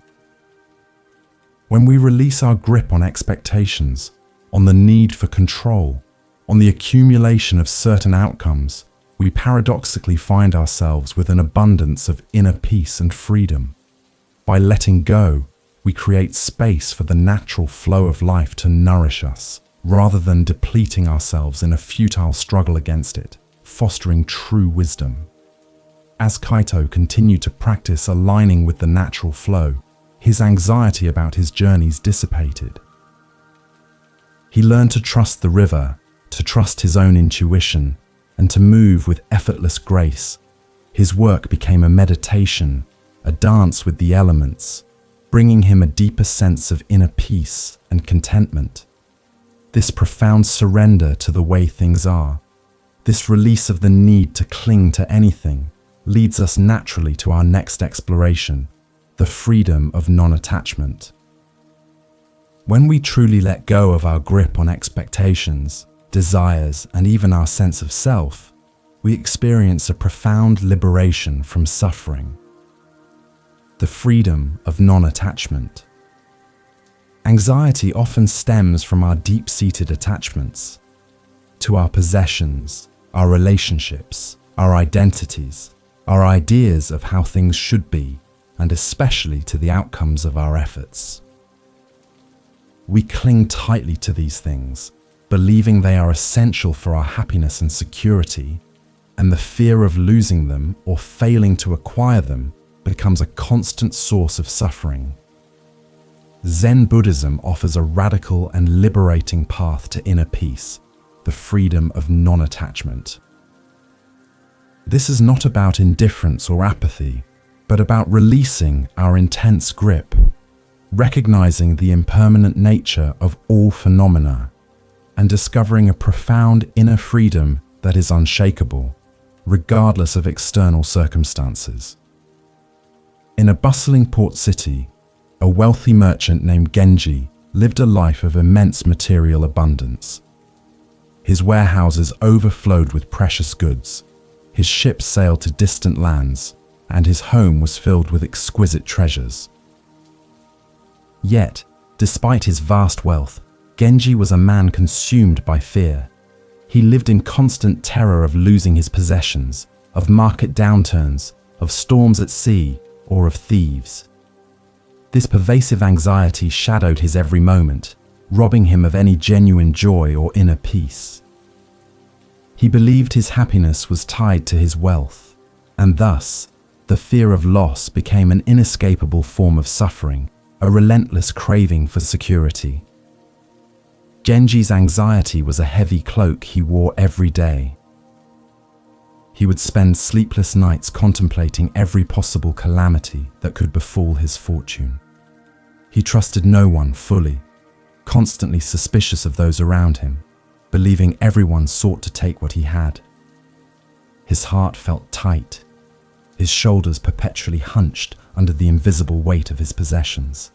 He was a prisoner of his own attachments, unable to enjoy the present moment, unable to experience true inner freedom. His life, outwardly successful, was inwardly a relentless battle against the fear of impermanence, a deep-seated resistance to the natural flow of life. One day, as Genji was nervously inspecting a newly arrived shipment of silks, a traveling monk entered the bustling marketplace. The monk possessed nothing but the simple robes on his back and a humble wooden bowl. Yet, his presence radiated an extraordinary sense of deep inner peace, a calm that seemed to quiet the very air around him. He moved with an effortless grace, his eyes holding a profound contentment that intrigued Genji, who, despite his wealth, had never experienced such unshakable serenity. The monk embodied a pure form of full presence, entirely free from the burdens of material possession. Intrigued and desperate for relief from his constant anxiety, Genji approached the monk, offering him a coin. The monk gently refused the coin, his smile soft and compassionate. Genji, perplexed, confessed his own immense wealth and his equally immense fear of losing it. The monk listened with an open heart, then, with a simple gesture, indicated his own empty hands. "My friend," he said, his voice a quiet melody, "I have nothing to lose and therefore nothing to fear. True wealth is not measured by what you possess, but by the lightness of your heart. When you are free from the burden of attachment, you discover a boundless inner freedom." The monk explained that our attachments, whether to possessions, ideas, or even our sense of self, are like invisible chains that bind us to suffering. He spoke of anatta, the Buddhist teaching of no self, emphasizing that nothing is inherently permanent or truly ours. Our sense of a fixed, unchanging self and our identification with external things is an illusion. When we cling to these illusions, we create craving and anxiety. But when we recognize the emptiness or sunyata of all phenomena, their lack of inherent permanent existence, we liberate ourselves from the fear of loss and discover an unshakable inner peace, a deep detachment. This profound realization experienced by Genji illustrates the liberating truth of non-attachment. It is not about abandoning our responsibilities or becoming indifferent. It is about releasing the intense grip of craving and the illusion of permanence. When we understand that all things are impermanent, anicca, and that our sense of a fixed self is also a construct, anatta, we free ourselves from the fear of loss and the anxiety of striving. This detachment allows us to engage with life fully, to appreciate its beauty, and to act with compassion without being bound by the fear of what might change or what might be lost. The concept of sunyata, or emptiness, further deepens our understanding of non-attachment. It does not mean that things do not exist, but that they lack inherent, independent existence. Everything is interconnected and constantly changing. When we grasp this truth, our minds are liberated from the need to cling to fixed concepts or identities. This liberation from attachment is the path to nirvana, a state of profound inner peace and freedom from suffering. It is a realization that our true nature is vast and unconditioned, beyond the fleeting concerns of the ego, fostering true wisdom. By practicing non-attachment, Genji began to experience a profound shift. He still managed his businesses, but his actions were no longer driven by fear or anxiety, but by a sense of purpose and mindful engagement. He learned to appreciate his wealth as a tool for good, rather than a source of constant worry. The heavy cloak of anxiety began to lift, replaced by a lightness of being. and a deep sense of inner peace. He discovered that true security came not from accumulation, but from the inner freedom of having nothing to lose, a profound contentment that was always present within him. The profound wisdom of non-attachment is beautifully articulated by Lao Tzu. When you realize there is nothing lacking, the whole world belongs to you. This powerful statement challenges our conventional notions of ownership and possession. It suggests that when we release our craving for more and our fear of loss, we paradoxically find ourselves in a state of boundless abundance. The entire world, in its rich and ever-changing tapestry, becomes accessible to us, not as something to own or control, but as something to experience and appreciate with an open heart and a liberated mind, fostering true inner freedom. This profound freedom, born from non-attachment, allows us to turn inward with a new sense of clarity and curiosity. When we are no longer burdened by the need to cling or control, we can truly begin to understand the roots of our anxiety through honest introspection and self-knowledge. This inner exploration is a vital step on the path to lasting peace, as we learn to see ourselves clearly, without judgment. Now let us delve into this mirror of self-knowledge, discovering the profound insights that await us when we bravely look within. The mirror of self-knowledge. Anxiety often feels like an external force, a chaotic storm that descends upon us, but its roots are frequently found within our own minds, in unexamined patterns of thought, deeply held beliefs, or unresolved emotions. We tend to react to our anxieties without truly understanding their origins, perpetuating a cycle of suffering. Zen Buddhism invites us on a profound journey of self-knowledge, encouraging us to turn inward with honest introspection and a gentle, observing awareness. This practice is like holding a mirror to our inner landscape, allowing us to see the subtle workings of our mind without judgment, leading to deeper wisdom, self-compassion, and lasting inner peace, fostering true inner freedom. In a remote village, nestled beside a whispering forest, lived a young student named Sora. She was intelligent and diligent, yet she was constantly troubled by recurring fears and anxieties that seemed to arise from nowhere. Sometimes it was a vague sense of dread about the future, other times a sharp pang of worry about her studies or her relationships. She tried to ignore these feelings, to push them away, or to distract herself with endless tasks, but they always returned, a persistent hum beneath the surface of her life, causing her immense suffering and preventing her from experiencing full presence. Sora's anxiety was a puzzle she couldn't solve, a shadow that moved with her.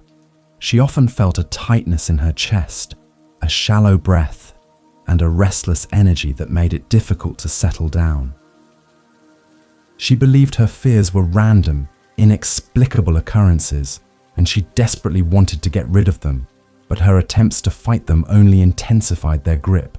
Her mind was a constant battleground, filled with a craving for peace that seemed perpetually out of reach, leading to a deep sense of frustration and self-criticism, as she felt she was somehow failing to control her own emotions.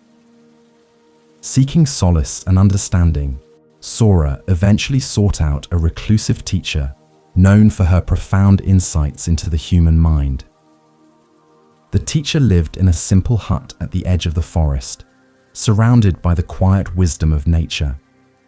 Sora poured out her heart, confessing her recurring anxieties and her desperate desire to be free from them. The teacher listened with a calm, unwavering gaze, her presence radiating a deep sense of equanimity and compassion, a quiet invitation to stillness and honest introspection. The teacher did not offer immediate answers or quick fixes. Instead, she picked up a smooth, dark, polished stone from her meditation altar and handed it to Sora. "This stone," she said softly, her voice like the gentle rustle of leaves, "can be a mirror. Hold it, and as you hold it, turn your gaze inward. Observe your own thoughts and feelings as if they were reflections on its surface. See them clearly, without judgment, without clinging, without pushing away. Just observe. What patterns do you notice? What whispers arise from the depths of your being?" Sora held the cool, smooth stone in her hands, its surface reflecting the subtle light of the hut. As she turned her gaze inward, she began to notice the intricate dance of her thoughts and emotions. She saw how her anxieties often followed specific triggers, how certain worries were linked to old beliefs about herself, how her craving for external validation fueled her fear of failure. She observed these patterns with a newfound detachment, a gentle curiosity rather than her usual self-critical judgment. The stone became a conduit for observing awareness, allowing her to see her inner landscape with clarity, a profound practice of mindfulness. This practice of observing awareness, of holding the mirror of self-knowledge, is a fundamental aspect of Vipassana meditation. It is about cultivating a deep, non-judgmental introspection, allowing us to see the roots of our anxiety and suffering. By observing our mental patterns, our reactions, and our attachments, we gain profound insights into how our minds create and perpetuate our own distress. This self-knowledge is not about blame or shame, but about understanding, which is the first step towards transformation and healing, fostering genuine wisdom and inner freedom from the suffering of ignorance. Through consistent practice, Sora began to understand that her anxieties were not random attacks, but rather patterns born from her own conditioning and her resistance to impermanence. She learned to identify her triggers, to recognize the subtle whispers of craving, and to meet her fears with greater self-compassion.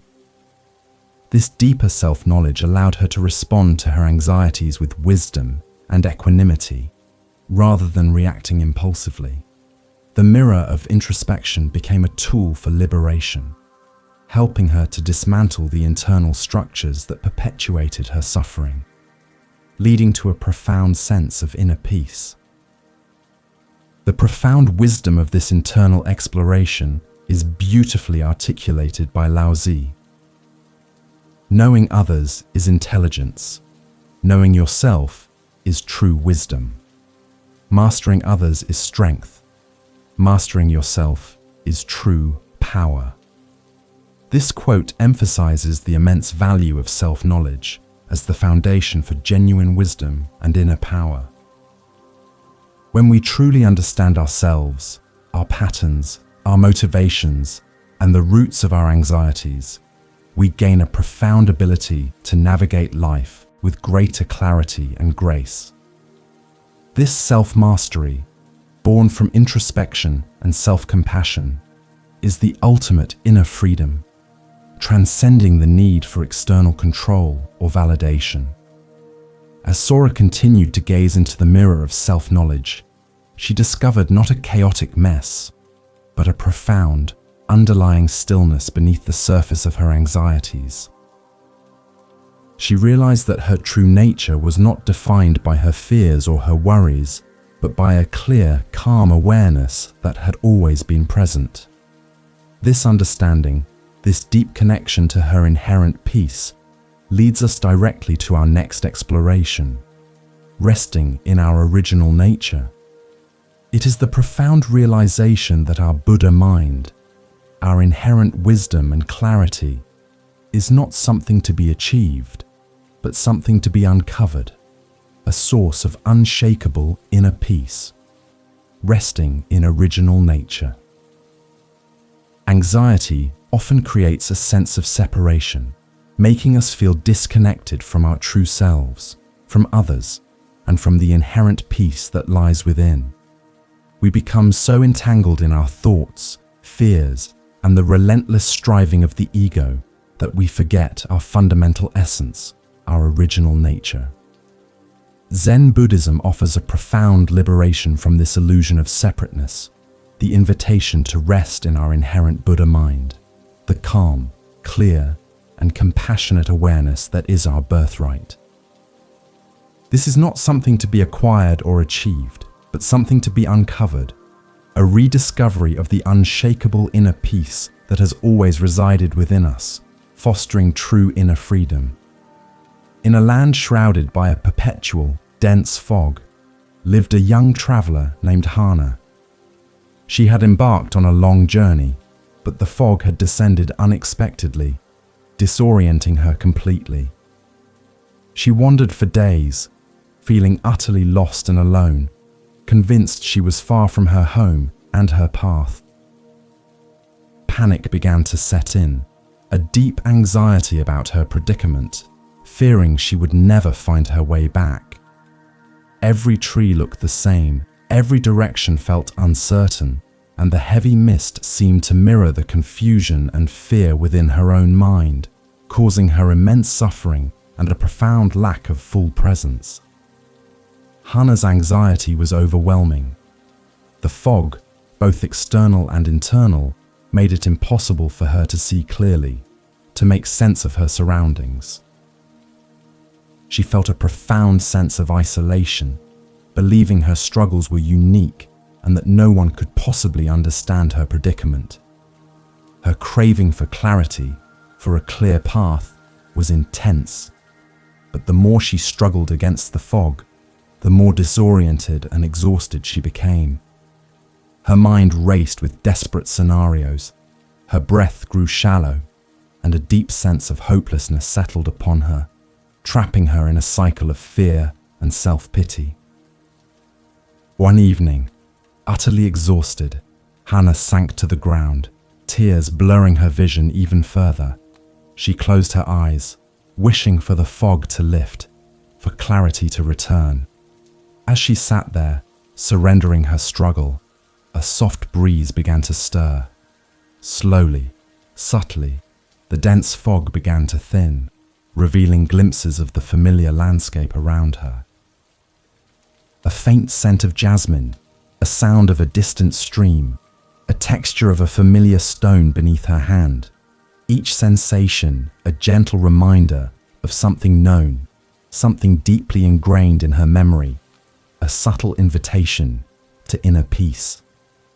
As the fog continued to dissipate, lifting like a veil, Hana slowly opened her eyes. To her astonishment, she realized she had been standing in her own garden all along. The familiar cherry tree, the winding stone path, the small pond where she used to sit, all were revealed, bathed in the soft glow of the emerging moonlight. She had been lost, not in a distant land, but within the confusion created by the fog and her own anxious mind. Her home, her true essence, had been there all along, obscured only by her inability to see clearly, by her own internal struggle against the illusion of separation. In that profound moment of realization, Hana understood. Her anxiety had been a dense fog, obscuring her inherent peace, her original nature. She had been desperately searching for something she already possessed, something that was always present, just beneath the layers of confusion and fear. This revelation brought a wave of immense relief, a deep sense of inner peace that settled into her heart. She realized that her Buddha mind, her inherent clarity and wisdom, was not something she needed to achieve or find externally, but something she simply needed to uncover, to remember, by allowing the fog of anxiety to lift. This profound experience of Hana's illustrates the Zen teaching of resting in our original nature, our inherent Buddha mind. It is the realization that inner peace, wisdom, prajna, and compassion, karuna, are not qualities we acquire, but inherent aspects of our being that are often obscured by our thoughts, emotions, and attachments. We are not inherently flawed or broken. Our true nature is already whole, pure and free. Anxiety, craving, and suffering arise when we forget this fundamental truth and instead identify with the transient phenomena of our minds, creating an illusion of separation and lack. The practice of resting in our original nature involves letting go of the need to strive for a better self or a different state of mind. It is about recognizing the inherent perfection and completeness that already exists within us, beneath the layers of conditioning. This is a profound form of self-compassion, an acceptance of our true being, which naturally dissolves anxiety. When we realize that our inner peace is not dependent on external circumstances or the absence of difficult feelings, but is an ever-present aspect of our own awareness, we experience a deep and unshakable sense of inner freedom, a profound contentment. This understanding is the essence of nirvana, not as a distant heaven, but as an internal state of profound peace and liberation from suffering, realized in the here and now. It is the cessation, nirodha, of craving and attachment, which are the root causes of our anxieties. By resting in our Buddha mind, we transcend the dualities of gain and loss, fear and safety, finding a stable and luminous awareness that is untouched by the fleeting storms of the mind. This realization brings a profound sense of equanimity, allowing us to navigate life with grace and wisdom, free from the suffering of illusion. The profound wisdom of this realization is beautifully articulated by the Buddha. Enlightenment is not something you achieve, it is something you remember. This powerful statement underscores the idea that our true nature, our Buddha mind, is not a distant goal, but an inherent reality that we have simply forgotten or overlooked. The path of Zen is not about adding something new to ourselves, but about removing the veils of illusion and conditioning that obscure what is already present. By remembering our original nature, we reclaim our inherent inner peace and freedom, dissolving the anxieties born from the illusion of lack. In this profound realization of our original nature, of our inherent Buddha mind, we find ourselves connected not only to our deepest self, but also to a larger community of beings who share this journey. Recognizing that anxiety and suffering are universal human experiences allows us to shed the burden of isolation and find solace in shared connection, in the Sangha. This understanding fosters a deep sense of metta and karuna, reminding us that we are not alone on this path to inner peace. Now let us explore this comforting truth, discovering the strength and solace found in the Sangha of shared humanity. The Sangha of shared humanity. Anxiety, in its most insidious forms, can create a profound sense of isolation, making us feel utterly alone in our struggles. We tend to believe our fears, our worries, and our perceived shortcomings are unique burdens that no one else could possibly understand, leading us to withdraw and further deepen our suffering. Zen Buddhism, however, offers a powerful antidote to this loneliness, the comforting wisdom of the Sangha, the spiritual community.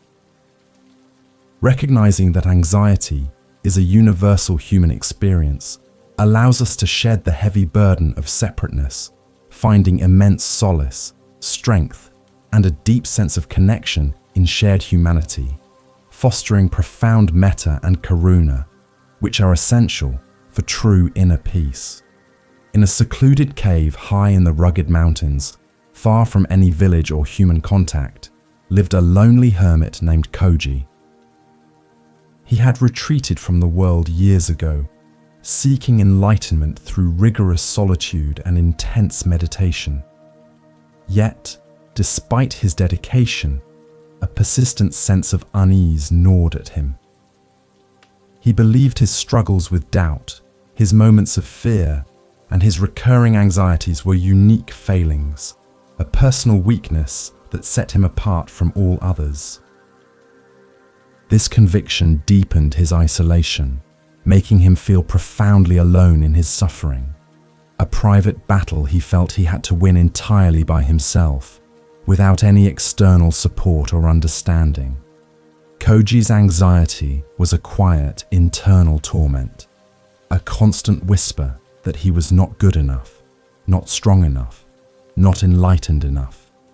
He would spend hours wrestling with his thoughts, trying to force them into submission, believing that any sign of fear or doubt was a personal flaw. This relentless self-criticism and the intense craving for a perfect, undisturbed mind only perpetuated his suffering, making him feel even more isolated. He longed for connection, for understanding, but his belief in his unique struggle kept him from seeking any form of sangha, any community, reinforcing his sense of profound loneliness and separation from the wider world. One bitterly cold winter, a severe blizzard swept through the mountains, trapping Koji in his cave for weeks. His meager provisions dwindled, and the extreme cold began to take its toll. Weakened and facing genuine peril, Koji realized the limits of his self-reliance. He made the arduous decision to descend to a small remote village nestled in the valley, a place he had avoided for years, driven by a desperate need for warmth and sustenance. This rare and difficult journey was a profound act of humility, forcing him to confront his deeply ingrained belief in his own unique and isolated path, a moment of profound vulnerability. Upon reaching the village, Koji, frail and weary, was met not with judgment, but with unexpected kindness. The villagers, recognizing his plight, offered him food, warmth, and a place to rest. As he slowly recovered, he began to observe the villagers' lives. He saw them struggling with their own anxieties. The farmer worried about the harvest, the mother fretting over a sick child, the craftsman concerned about his trade. He noticed the worry lines on their faces, the subtle tremors in their hands, the unspoken fears in their eyes. In their shared humanity, he saw reflections of his own internal battles, a profound mirror of his own suffering. In that moment of shared observation, Koji experienced a profound revelation. His anxieties, his fears, his doubts were not unique failings that isolated him. They were part of the universal human condition. He realized that the struggles he had believed were his alone were, in fact, mirrored in the hearts of almost everyone he met. This understanding brought an immense sense of relief, dissolving the heavy burden of isolation he had carried for so long. He understood that his craving for a perfectly serene mind, free from any human struggle, was a delusion, and that true inner peace could be found even amidst shared vulnerability through metta. This profound realization, experienced by Koji, highlights the immense importance of Sangha, the spiritual community, in our journey towards inner peace. Anxiety often thrives in isolation, making us feel uniquely burdened. However, recognizing that suffering, craving, and fear are universal human experiences allows us to connect with others on a deeper level, fostering compassion or karuna. The Sangha provides a supportive environment where we can share our struggles, receive understanding, and be reminded that we are not alone on this path. This shared connection alleviates the burden of isolation and strengthens our resolve, cultivating self-compassion. The human experience is inherently interwoven with challenges, uncertainties, and moments of anxiety. When we allow ourselves to be vulnerable and share these experiences within a supportive community, we discover a profound sense of belonging and mutual understanding. This connection is a powerful antidote to the isolating nature of anxiety, reminding us that our path is shared and that wisdom can be found in collective experience. The Sangha becomes a living embodiment of the Dharma, providing guidance, encouragement, and a safe space to cultivate mindfulness, equanimity, and inner freedom, supporting us on our journey away from suffering. Through this newfound connection, Koji began to heal not only physically, but also emotionally. He learned to offer himself the same compassion he now felt for the villagers, understanding that his anxieties were not flaws, but simply part of the human experience. His heart, once hardened by isolation, softened with metta. He realized that true strength lay not in solitary struggle, but in the courage to connect, to share, and to support one another on the path. His journey from hermit to a member of the community brought him a deeper sense of inner peace than any solitary meditation had ever achieved, a profound sense of full presence. The profound wisdom of shared humanity is beautifully articulated by Thich Nhat Hanh. We are here to awaken from the illusion of our separateness. This powerful statement underscores the fundamental truth that our sense of isolation and uniqueness in suffering is ultimately an illusion. When we awaken to our interconnectedness, when we recognize that our anxieties and joys are part of a shared human tapestry, we dissolve the barriers that keep us apart. This awakening brings a profound sense of belonging, deepens our capacity for compassion, and leads us to a more expansive and inclusive experience of inner peace and inner freedom. As we conclude our journey through these timeless Zen teachings, having explored the path of stillness, impermanence, letting go, sufficiency, conscious breathing, the wisdom of not knowing, gentle observation, beginner's mind, acceptance, the illusion of control, compassion for the anxious heart, sacred pauses, the middle way, natural flow, non-attachment, self-knowledge, and resting in our original nature, we now turn our awareness back to the quiet comfort of the present moment. It is here, in this very space, that all these teachings converge, guiding us gently towards deep rest and profound inner peace, resting in deep peace. Now, gently bring your awareness back to your body, feeling the soft support beneath you, the quiet space around you. Notice the gentle rhythm of your breath, rising and falling effortlessly. Feel the subtle sensations in your hands, your feet, your entire being, anchoring yourself deeply in this present moment. There is nothing you need to do, nowhere you need to go. Simply rest in the quiet awareness of your own existence. Allow yourself to settle, to soften, to release any remaining tension, letting your body become heavy and still. You are here, in this moment, exactly as you are. This is sufficient. There is nothing more you need to achieve, nothing more you need to understand, for this very breath, this very presence holds all the wisdom and peace you seek. Release the need for perfection, release the striving, and simply allow yourself to be. The journey we have taken together has reminded us of the profound resources that already reside within you, waiting to be rediscovered. A deep wellspring of inner peace and full presence that is always accessible. As you continue to breathe, allow any remaining thoughts to drift away like clouds across an endless sky, effortlessly, without needing to grasp or analyze them.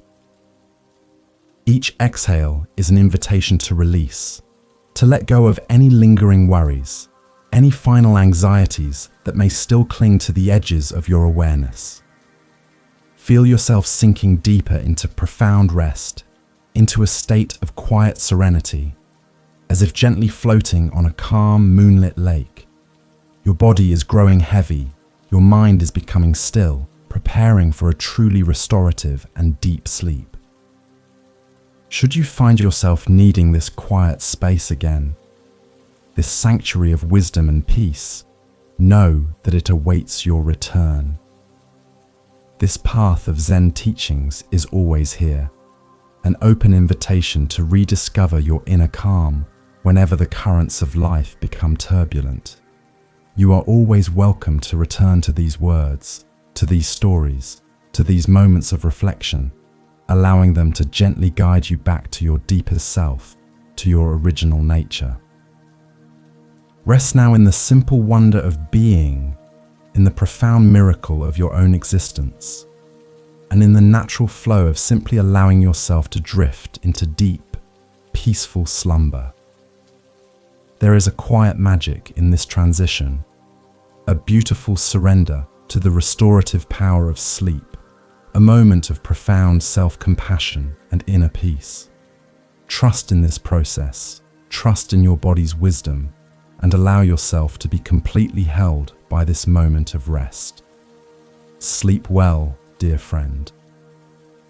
May your sleep be deep, restorative, and filled with profound peace. If these words have resonated with your heart, consider subscribing to keep this sanctuary of peace close by, a gentle reminder that true tranquility is always within reach. Good night.